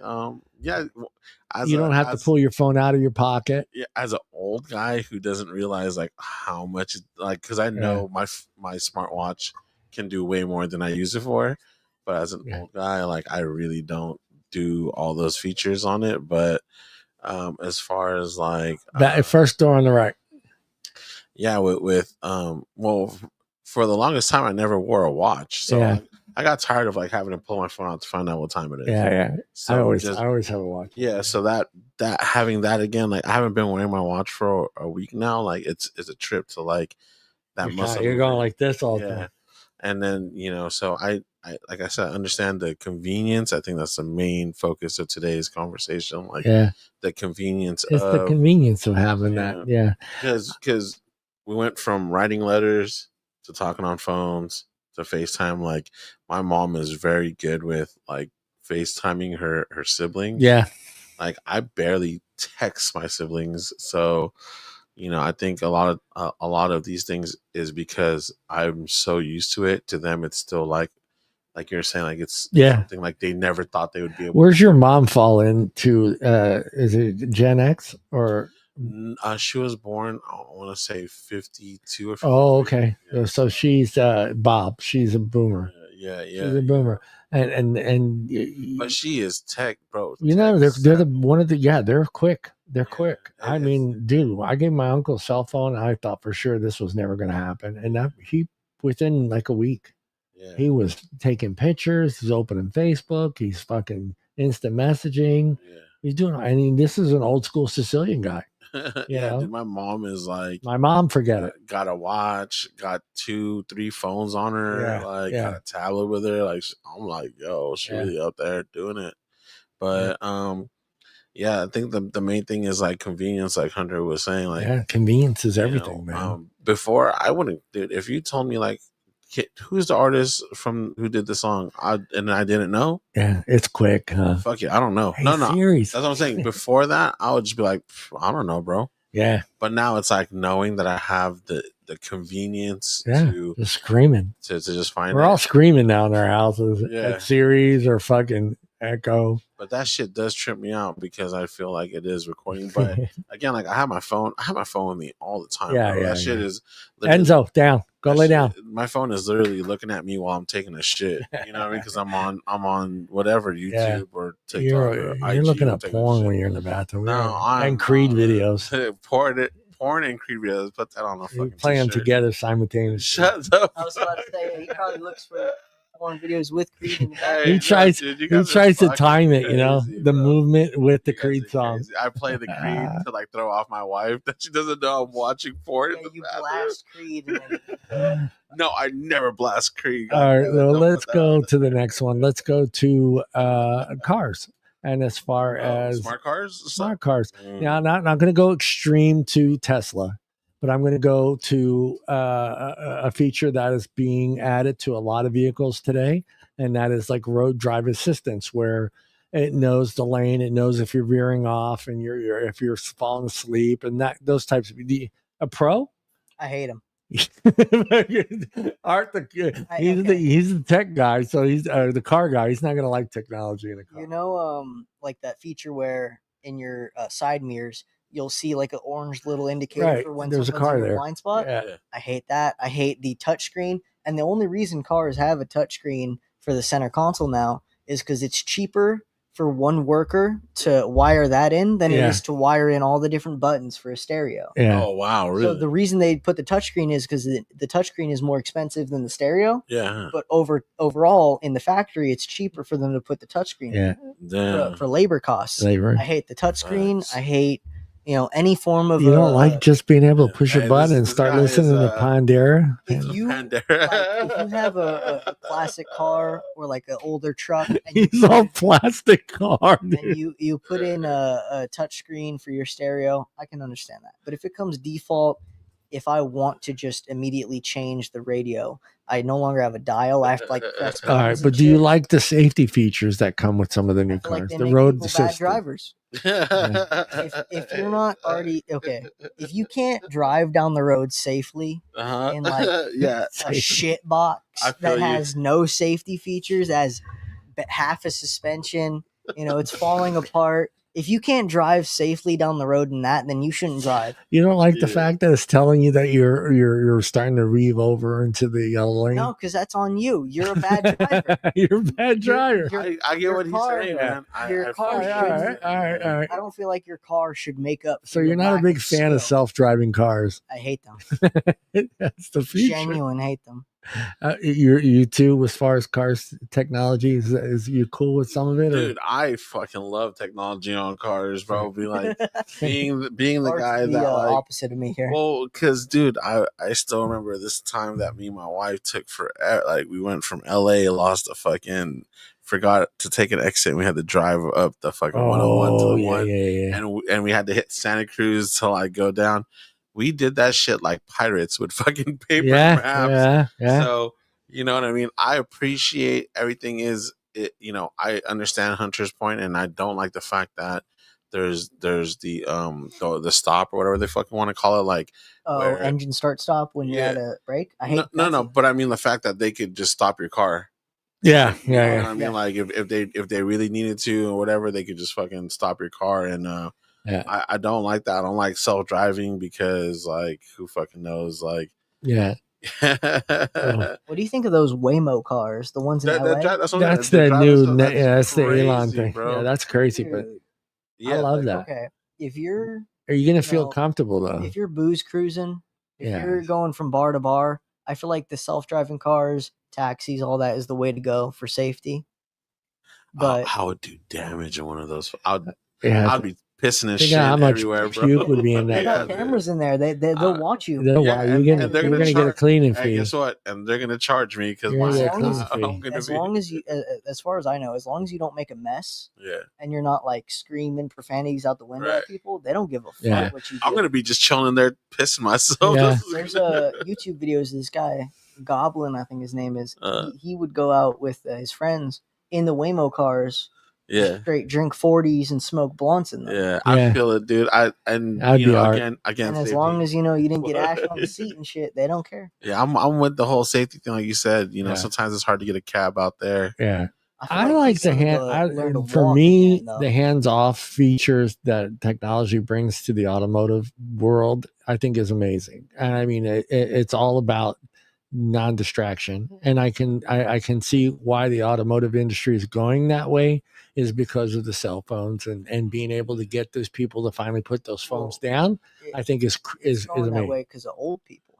Yeah, because it's all people, man. Old people are picking up their phones. Young people are picking up their phones. If you look at the statistics of, on average, every year, who's buying the most vehicles, it's going to be old people. Oh, yeah. Especially in the past couple of years, people my age aren't buying new cars. No, you're not. They're not going out. No, but you're not buying new cars, but you're adding technology to those old cars.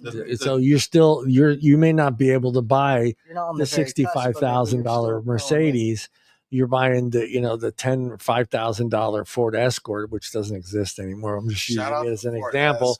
But you're putting a screen in there, you're putting Bluetooth in there, you're doing all these things to add to that car. You're adding a backup camera. Yeah, you're adding a backup camera. How do you feel about backup cameras? I think backup cameras are great. I think everybody should have a front cam. I think the insurance companies are trying to push that, and I think it's a smart thing to do. I do. I think there's no more doubt involved. With some of these new front cameras, they're actually side cameras, back cameras, driver cameras, all in one. Yeah, I trip out on the back camera because I have one in the van.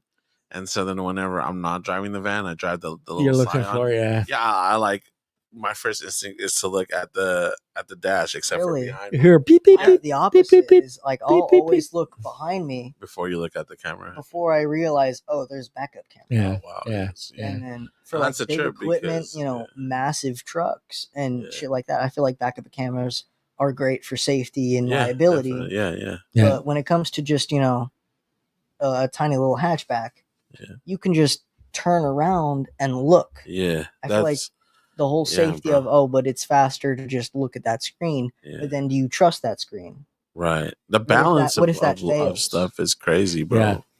And there's always going to be good and bad parts to everything that happens. Yeah. I mean, that's it. That's what you get with advancements in technology and social media. I mean, there's the good, bad, and the ugly involved in all of it. How much again, I always bring it down to basically it's what you want to share.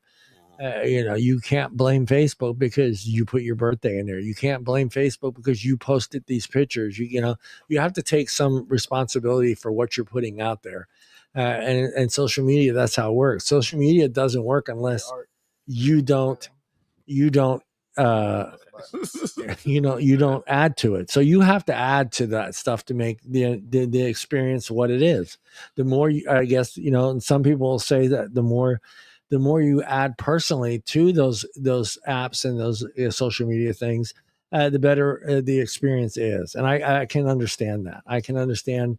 You still have to be responsible. Right. You have to be responsible for your actions. If you are someone that doesn't want to share all the things that you like, but then you don't understand why you're not seeing the things that you like, that's on you. Yeah. I mean, that's how I look at it with Instagram.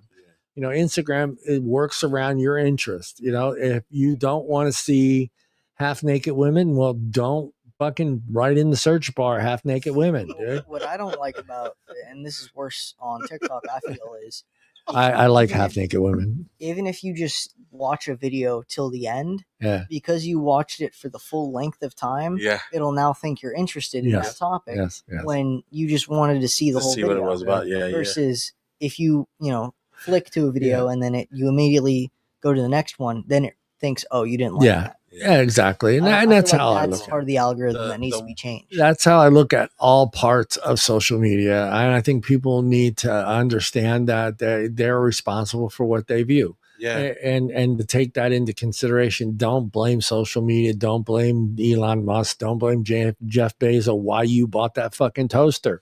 Jeff Bezos doesn't care if you bought that toaster or not. You bought it yourself. You bought it yourself. You clicked the button. I'm willing to bet with today's shopper that they actually did some research, because I've seen people do researches on fucking toaster ovens for fucking 4 days before they bought one. And I'm like, dude, it's a fucking toaster oven, dude. Because you can, the convenience of. I feel like you should. Yeah, you should. Everything you buy before you. Yeah. That's what you're saying with the whole fridge thing and finding out coupons or like whenever you could take a picture of something at a store and they'll show you like, oh, it's actually on sale at Walmart. Yeah. If you're at Target, you're like, oh shit, okay, you know, and then just like the like I said, with the balance of everything, know how to use your stuff and use it wisely. Don't put a bunch of your information. Quit blaming everybody. Yeah.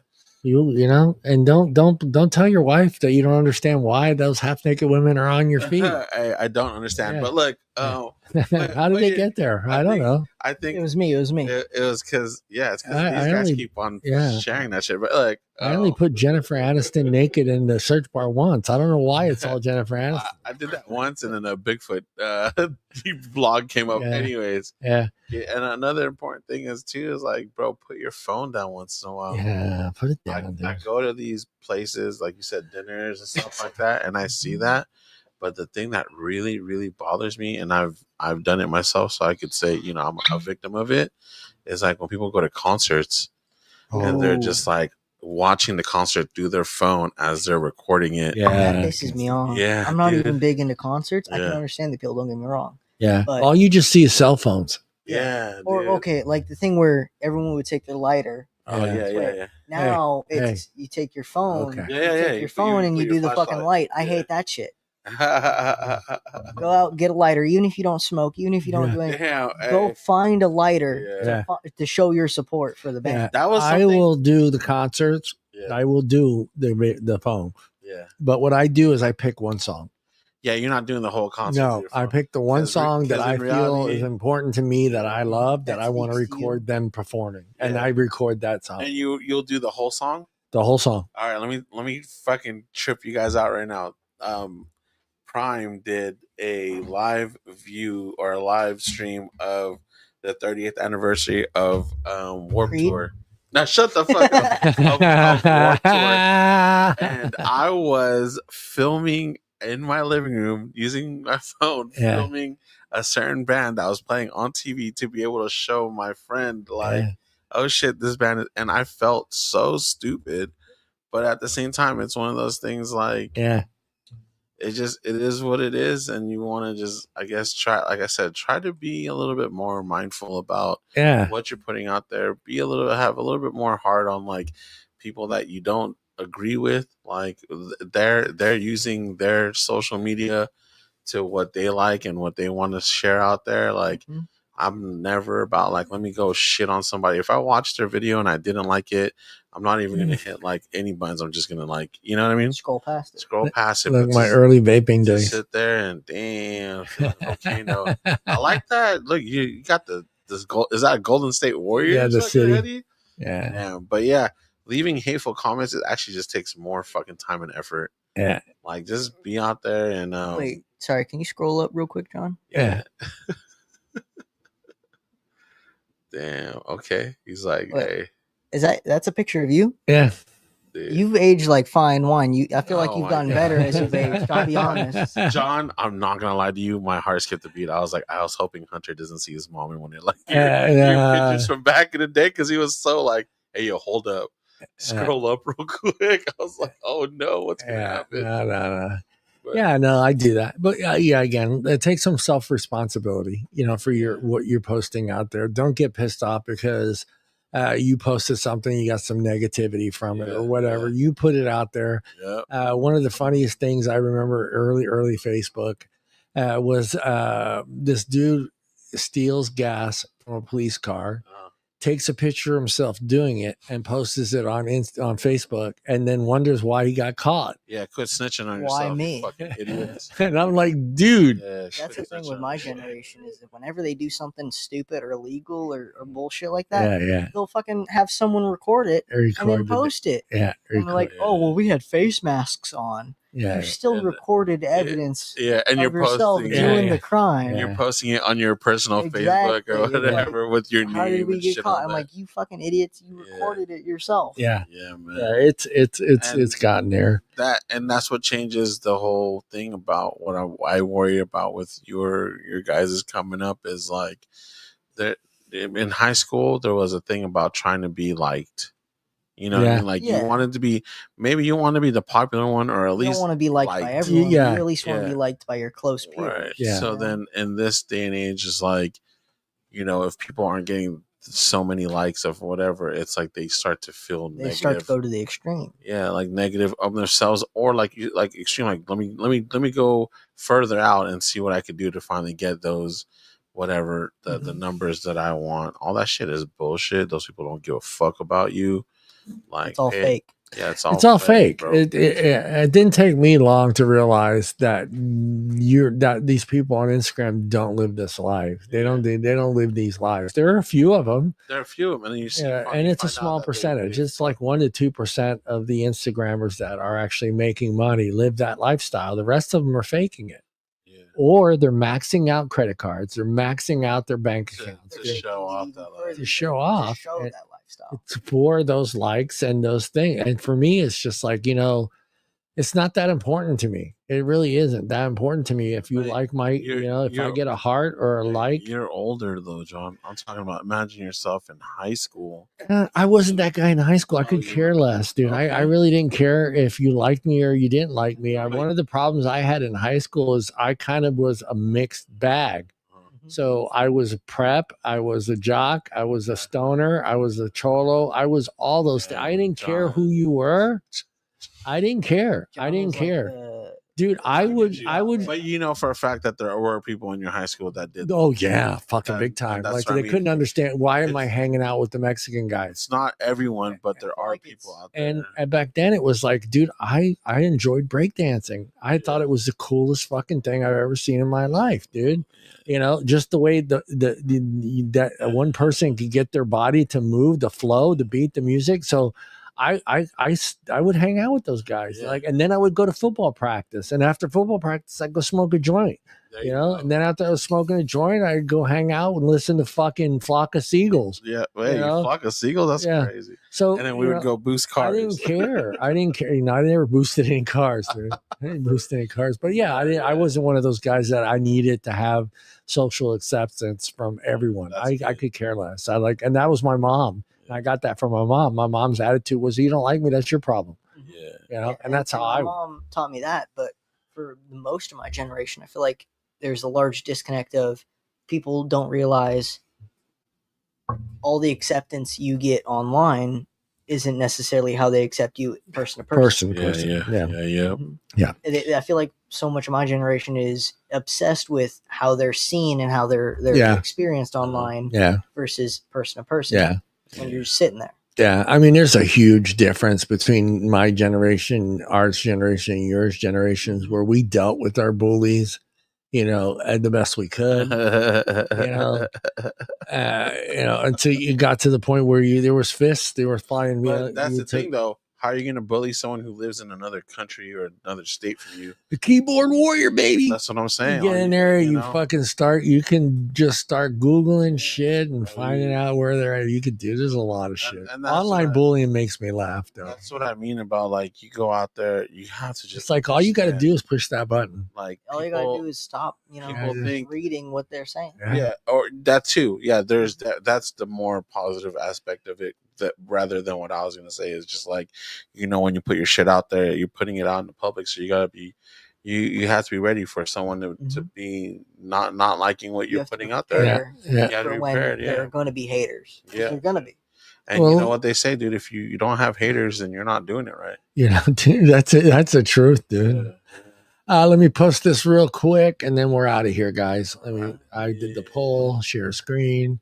What did you learn today, Hunter? Yeah, we'll get to that. Hold on.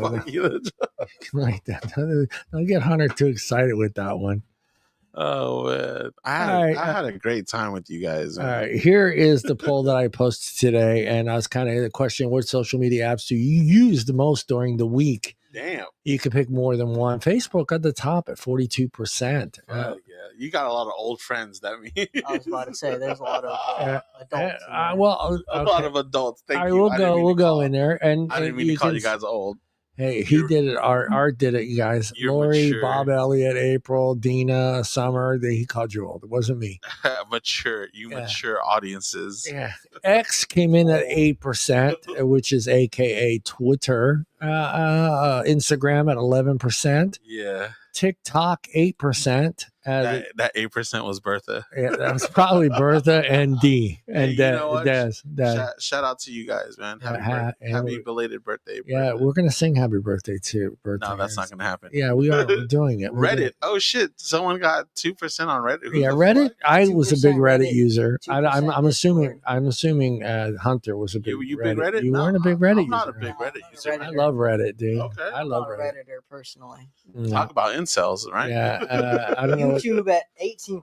There you go. That's what I'll stand on. Yeah, That's the huge. hill I'll die on. We stand fucking 10 toes on YouTube. Huge. And let me do this. I mean, that was kind of my introduction to the internet and social media was YouTube. I'd sneak out of my room in the middle of the night when my parents were sleeping, go on the family computer, and then go on YouTube and watch fucking YouTube videos. What were you watch back in the day? Dude, it started with my introduction to the You ready, guys? Hold on. Hey, dude, what the fuck are you doing? We're not. Happy birthday to you. Happy birthday to you. Happy birthday, dear Boo. You call her Bertha. Happy Birthday to you. Cha cha cha. That's fucking wild. She's gonna kill us. Yeah. But hey, we don't work with her no more, so it's good. We're good. My introduction to what the internet was Yeah. is going on Google and looking up fucking images of Transformers and Hell yeah. Thank God you said Transformers. I thought he was gonna go Megan Fox in a like short. Bionicles were? Yeah. Like the Lego figures? Yeah. It was fucking looking up videos and pictures of Bionicles and Transformers. Yeah. And then that led me to like watch gaming videos on YouTube. So my entire introduction to the internet was looking up pictures of just cool shit I thought as a kid, and then watching YouTube videos about it. Now, did your mom have limited? Did you have restrictions on your During login? the day, I wasn't allowed to go on the family computer. I wasn't allowed to go. I love the fact that it says family computer. I remember that shit back. That's what it was. There wasn't my computer. There wasn't my dad's computer. It was the laptop that was in the kitchen, and that's where it was. Yeah. When I was like 15, I started taking it and just moving it around. Room. Fucking Hunter's like, this is a fucking laptop, man. I can move it around. Yeah, but it was kind of taboo to like move it from its shrine essentially. Cord. And that was my introduction, was going on the family computer and looking at shit that I was like, dude, my best buds at school today were talking about this fucking Bionicle. Their parents bought them. Yeah. I want to know what that is. Boom. Yeah. Went from there. Yeah. I had the family computer, and it was not in this house, but we had our own. It was different. We had a TSR. We had to program our shit. Yeah. Like when I had the kids, we had the one computer in the living room. We had to wind that shit up. No. We probably used like Microsoft DOS. No, it wasn't even out yet. No. It was. We had to make sure nobody was on the phone when we went on. It was TSR 80. John, so I have a serious question for you. Yeah. Have you ever actually used floppy disks? Oh yeah, dude, what the fuck? This kid acting like that. We were from the foot. I had to use. You were had 3.5 inch. Or were they 5 1/4? 5 1/4 too. Yeah. I used 5 1/4 too. But like when I got my 396 or 386, that was the processor. 386. We had the floppy drives, and you had to load DOS first, which was three floppy disks. Yeah, you had to load the disk in, let it go into the RAM, take it out, load the next disk. Yep, and then load Windows Windows 3.1, and then Windows 95 came out, and then I went through all of them. How big was Windows 95 and Windows 98 when they came out? Like, well, yeah, because you think about it, the CD was only 650 megabytes. Mm-hmm. So Windows 95 was on one disk. But like going from DOS, after it extracted, going from MS DOS. MS DOS. Yeah, you think about that. Windows 95. How big of a difference was that for you? As far as features, big. Yeah, I obviously wasn't around. Yeah, yeah. It was a night and day. It was night and day. From what I've heard, it was that's why like people flocked to fuck stores. yeah. And it wasn't just because let's be honest, what do they call them now? Windows Essentials, but no, go ahead, bro. It's kind of warm, bro. But with the introduction of Windows Office was a big deal. It might be a little. Yeah, Windows Office was a big deal for a lot of people, and I think that was one of the programs that really brought a lot of people to Windows, is having Excel, Word, and all that. It's because back then, like I had a word processor. I don't know if you know what a word processor. You know what a word processor is, John. Oh, maybe not. He maybe not. Hunter should know what a word processor is. He asked you about floppy disks. Yeah, and we had like straight up like we had really, dude. Did you really write on the walls with? No. Look, I go back to actually saving. Did you have cave art when you were a kid? Yes. Listen, I actually go back to we actually had to save stuff on cassette tapes. Really? Yes, we would plug. There was a cord that you would plug into the TSR-80 that went back to a tape recorder, and that's how you saved your data. Okay. Yeah. So the TSR-80. I still have it. It's in the garage somewhere. I have to find it. It's still in the box with the book. Hey, all I gotta say about this is fucking nerds, bro. All right, nerds. Let's start with art. Nerded out for a cool. Yeah. I enjoyed it. I love it. This is stuff that I really like, and I think it's a huge part of society today is technology and social media. I think our social media for us growing up was, hey, what's Bob doing down the street? For real. And our information was so limited to what we worldly. Like and even the Modesto Bee back in the day didn't print a lot of stuff about what was going on in Europe. It was basically, hey, Modesto got a new fountain. Hey, this store just opened up. So our information wasn't what it is today. And I love the fact that everything is there at my fingertips, but I also fear that because I also fear the misinformation and the stuff that's out there. That is causing a lot of the controversy that we have in today in society with what people shooting each other, for political reasons. And it's just like, that stuff didn't happen. I mean, I was literally blown away. Look, I love history and I understand that Abraham Lincoln, how he got shot. Yeah. I understand that, but I was completely blown away when I heard Ronald Reagan got shot. And to my mind at that age was like, how's that possible? He's the most secure person on the face of the earth. I understand Abraham Lincoln. It was different back then. The security was there, but it wasn't what it was. And I think it didn't, the Secret Service didn't come about until I forget what year it was, but I was blown away that someone could actually get that close to the most powerful person on earth and shoot him. We're not doing conspiracies today. No. But that's how I think if you are that close, if you are that person, and someone could get to you that closely, then it has to be somewhat. It's somewhat personal. Yeah. Well, you remember why he shot him, and unfortunately, John was born in '83. Well, the person that shot him was in love with a specific actress that was. Wait, who? Ronald Reagan. Oh, I thought you were talking about Abraham Lincoln. No, Abraham Lincoln. That was Booth. He just didn't want slavery. He didn't want slavery to stop. He was you know what, John? I actually heard about all this. All this stuff was done by male models. Did you know about that? I'm not going to go there. I'm going to go ahead and hit Art with. What did Art learn today? Shit, I'm gonna be honest with you, bro. I don't even fucking know. Because as far as technology and all this stuff, the advance of. Are you worried at all? Yeah, dude. I fucking grew up watching Terminator. Yeah, dude. I'm worried about all this stuff. Just on a serious note, just like our social abilities on how we conduct ourselves nowadays.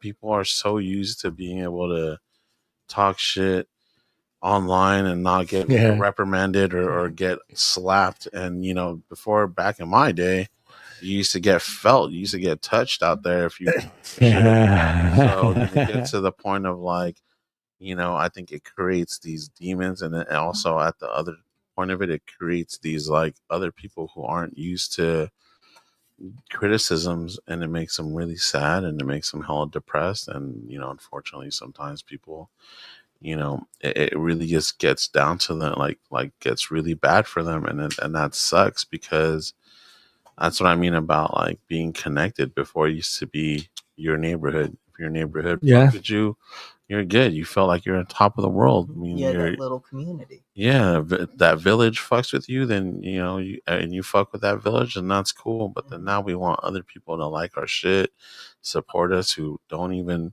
live close to us, who don't know the it's fake support. Yeah, definitely. While it's cool to be able to unite and maybe play video games with someone from another country or stuff like that. It's all the other stuff that bothers me, where the hatred part of it comes out, because we're just humans, bro. Like, I don't ever honestly, I don't understand getting on there, and I'm guilty of leaving a negative comment somewhere, and I was probably like, do you feel bad when you do that? Yeah, because it didn't need to be said. Yeah, it didn't need to be said, because it's one of those old time fucking sayings, like, if you don't got nothing, but even though you're right, nah, you're never. Still feel I don't think there's whether it's right or wrong, because there's always a way that when I mature, I understand that, like, there's a certain way to go about things. You could tell someone that they're doing something wrong without being blunt, or you could do it in a way where they'll learn, except for your words. Yeah. certain words you use. Some people have a very small vocabulary, though, and that's me, bro. There's a lot of F-bombs in there. Well, me, I honestly probably only know like 50 words, to be honest. Shut the fuck up. And if we're talking about spelling, I only know how to spell like 20 words. Oh, yeah. So like I'm out there just like, fuck it, you're lame. You know what I mean? Last names kill me, man. Last names kill me. It's just it's like I said, it's the balance. So learn how to balance shit out. Learn how to tune out the negative, and just inhale the positives, and hopefully with doing that, you'll be able to just speak positive, like just speak out like positive stuff, and only speak when you have something nice to say. No, I don't agree with that. Yeah, I don't agree with speaking only when it's something nice, because I think sometimes you have to make your point on a subject. And for me, like I get where you're going, but I still feel like you should still be able to write something to keep a conversation going, like and in an adult way. You know what I mean? Yeah. I get what you're saying. For me, it's like once someone starts name calling, I'm done. I go. No, I get what you're saying. What I mean is, as far as like, you could still have your disagreement or whatever, but do it in a nice manner to where the conversation can keep flowing. There's a lot of information can keep flowing. There's a lot of things, the disconnect of the internet, that we lost respect. We lost respect. We lost the understanding of, like, that could be someone's mom, that could be someone's daughter, that could be someone's fucking OnlyFans. I'm sorry, like someone's dad, someone's son. Like, we could just be on there and just wild out and say some ratchet shit, when it's like, that person's a human being. Just remember, that's somebody's mom, man. Yeah, she could be a mom. Message on, and then you don't really have a face that you're sending the message to. Yeah. Cool. As what's his name would say on Brooklyn 999. Jake Peralta. I can't stand that guy. I just like actor or Jake Peralta. The actor. I can't stand the actor. Okay. Yeah. What do you think, Hunter? What do you think about what did Hunter learn today, man? How the internet and kind of technology is viewed differently. Get by the Mikey. Get by Big Mike. Viewed differently by people who are older than me. Yeah. As for learning other than that, I learned that you used floppy disks. Yeah, isn't that crazy? I might have a couple here somewhere. That's some I like. gotta look for I him. don't remember much from the beginning. I was tired and hungover. I was tired. You having floppy disks is like him finding Moses. Like, I got. Did you have the 10 Commandments on a floppy disk? I have. Let's see. What do I have on floppy? I have Oregon Trail. Hell yeah. Floppy disk. What? Shit, I haven't heard the Oregon Trail referred to as a game, and I'm gonna go up the hill with my wagon. Oh, your you died wagon of wheel. dysentery. Yeah, your wagon wheel broke, and you're starving now, and you're stuck in the snow. Oh shit! What do you do now? What about you, John? What did you learn today? Exactly. For me, I just think I learned that I think people just need to chill out a little bit. I think again, if once I have a conversation with someone and name calling starts to come, I just got deleted. I just got blocked by somebody that was been on Facebook over Trump and Biden. And this person that I've known for quite some time, and I never ever like called him names. I would throw my information out there. I would write in a way that he could understand why I feel the way I feel about certain topics. Yeah. But yet he couldn't find a way to communicate with me in a manner that made him, which he should have been the adult in it, because he's 20 years older than I am. Yeah. So you figure that individual wouldn't go to the fuck you card and you're an asshole or you're a racist, and then like, okay, dude, you don't know me, and and I made it clear to him that I think that he needs to understand the responsibility that comes with calling someone a racist online. Yeah, definitely. Yeah, because that's a term that that I think is thrown out lightly in these days, and I think yeah. And to me, it's not about race; it's about opinion. I really don't look at anything it's about you as a person, not. Yeah, I don't care what color you are. And I've learned a long time ago, growing up in South Philly, that there are shitty groups for all of us. Whether you're Asian, Chinese, Italian, American, there are shitty people. No, for sure, because there's just people in general. Yeah, they're just people in general. And there's always the extreme of people. There are extreme. There's always on the right, there's there's people on the stream in the left, man, and there's people who just like, that's what I mean by like, if you want to have that discussion, have it in a sense of respect. That's how I am. I mean, just let's have that communication. Let's talk about, how do you feel? Why do you feel that way? Explain to me, so I can understand. I'm going to do it for you. I'm going to explain to you why I feel that way about that issue. And if you can change my mind, great. If you're not, that's fine as well. There used to be a thing called agree to disagree. Agree to disagree. And that's how I've always been. I mean, look, I say that all the time. Yeah. One of the things I do when I write something, when I'm like whether it's a political comment or whether it's anything to do with anything, I don't write something to change your mind. I'm writing to share my opinion of that maybe gets you thinking about your opinion. Yeah, I'm not. Yeah, I'm where he was always constantly trying to get me to change my opinion, and then like I'm like, dude, I can share data too as well. I can go through the internet and find all the information I want, But when you are someone that only gets your information from one source, and that's God's word, I'm sorry that you, to me, already proven to me that you haven't taken the time to research what you're talking about. So you whether only have a fraction of the you're getting a small fraction of what's possible.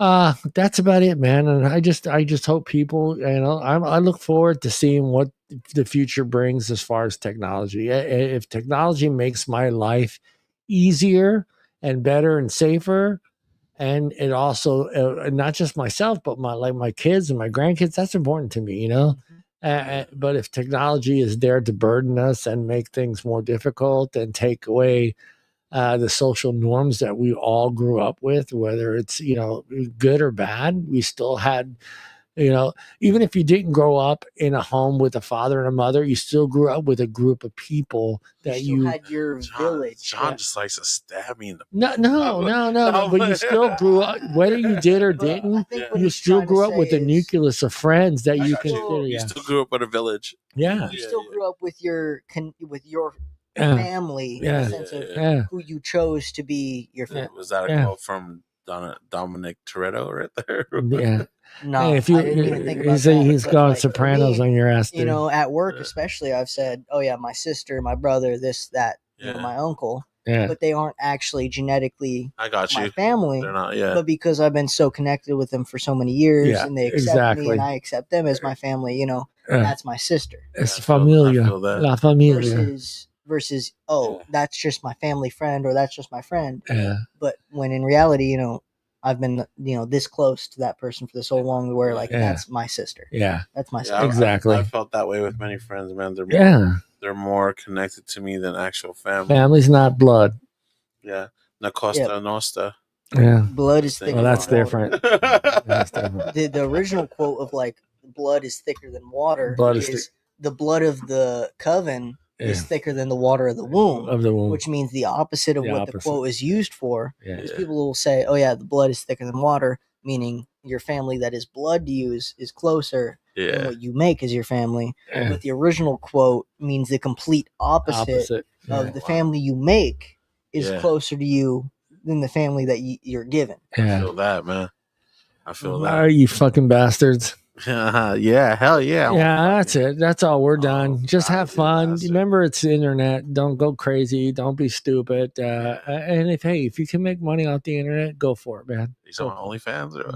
As long as you're staying safe. And do what you want to do. Just remember that Art is a huge Creed fan. Fuck that. I'm not a Creed fan. And, you know, arms wide open. I don't even know more than two songs. He sent his letter out to the place. He sent his letter out to the NFL because he wants 6 feet from the edge, and I'm thinking for all you maybe 6 feet. I do not like Creed, bro. Yeah. And then who won? Emma Stone won. Emma Stone who technically is a blonde, baddest top blonde actress. Yeah, she's the shizzle. Non-blonde actress. Who's the number one actress of all time? Female, non-blonde, just number one female actress all time. Well, we're talking all about. Well, you got to go with what's her name. Movies are with general movies, not no fucking. No, hey, I'll just stop it. I'm not on Pornhub. Hey, look, I would say Marissa Tomei. Ana Diamos. Who? I like Ana Diamos, dude. Oh yeah. She ain't even my type, and she's bad. She's blonde a lot of times. She's the one who played Marilyn, right? It doesn't have to be blonde, right? Anna, yeah, she's the one. You ever see War Dogs? Yeah, War Dogs. The movie War Dogs. Yeah. What was? Yeah, you know the main character's wife. Okay, that's her. Yeah, I know. Yeah. She's. I can't. I'll have to think about this one. It's I'll the have way to come she back stares to you. into the camera. That's all I'm gonna say.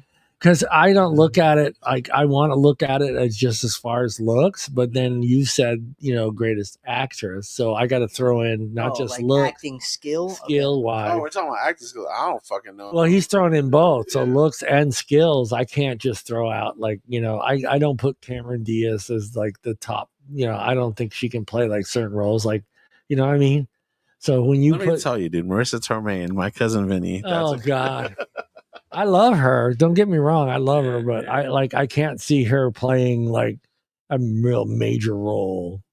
There's just, I can't see it. How about, you said Anna. I had to think about that. She's going to be the new John Wick, right? Is that the chick you're talking about? Hey, wait, what do you mean new John Wick? Or, I mean, her version of John Wick. Is that what we're talking about? Is there some new John Wick movies? Yeah, I think it's going to be her, bro. You got to watch. Use your words. It's called The Ballerina. Dude, I still need to finish getting all the John Wick movies. Hey, I'll throw this one out. I did last night to these guys. John Wick or Jason Bourne? Who wins that fight? John Wick.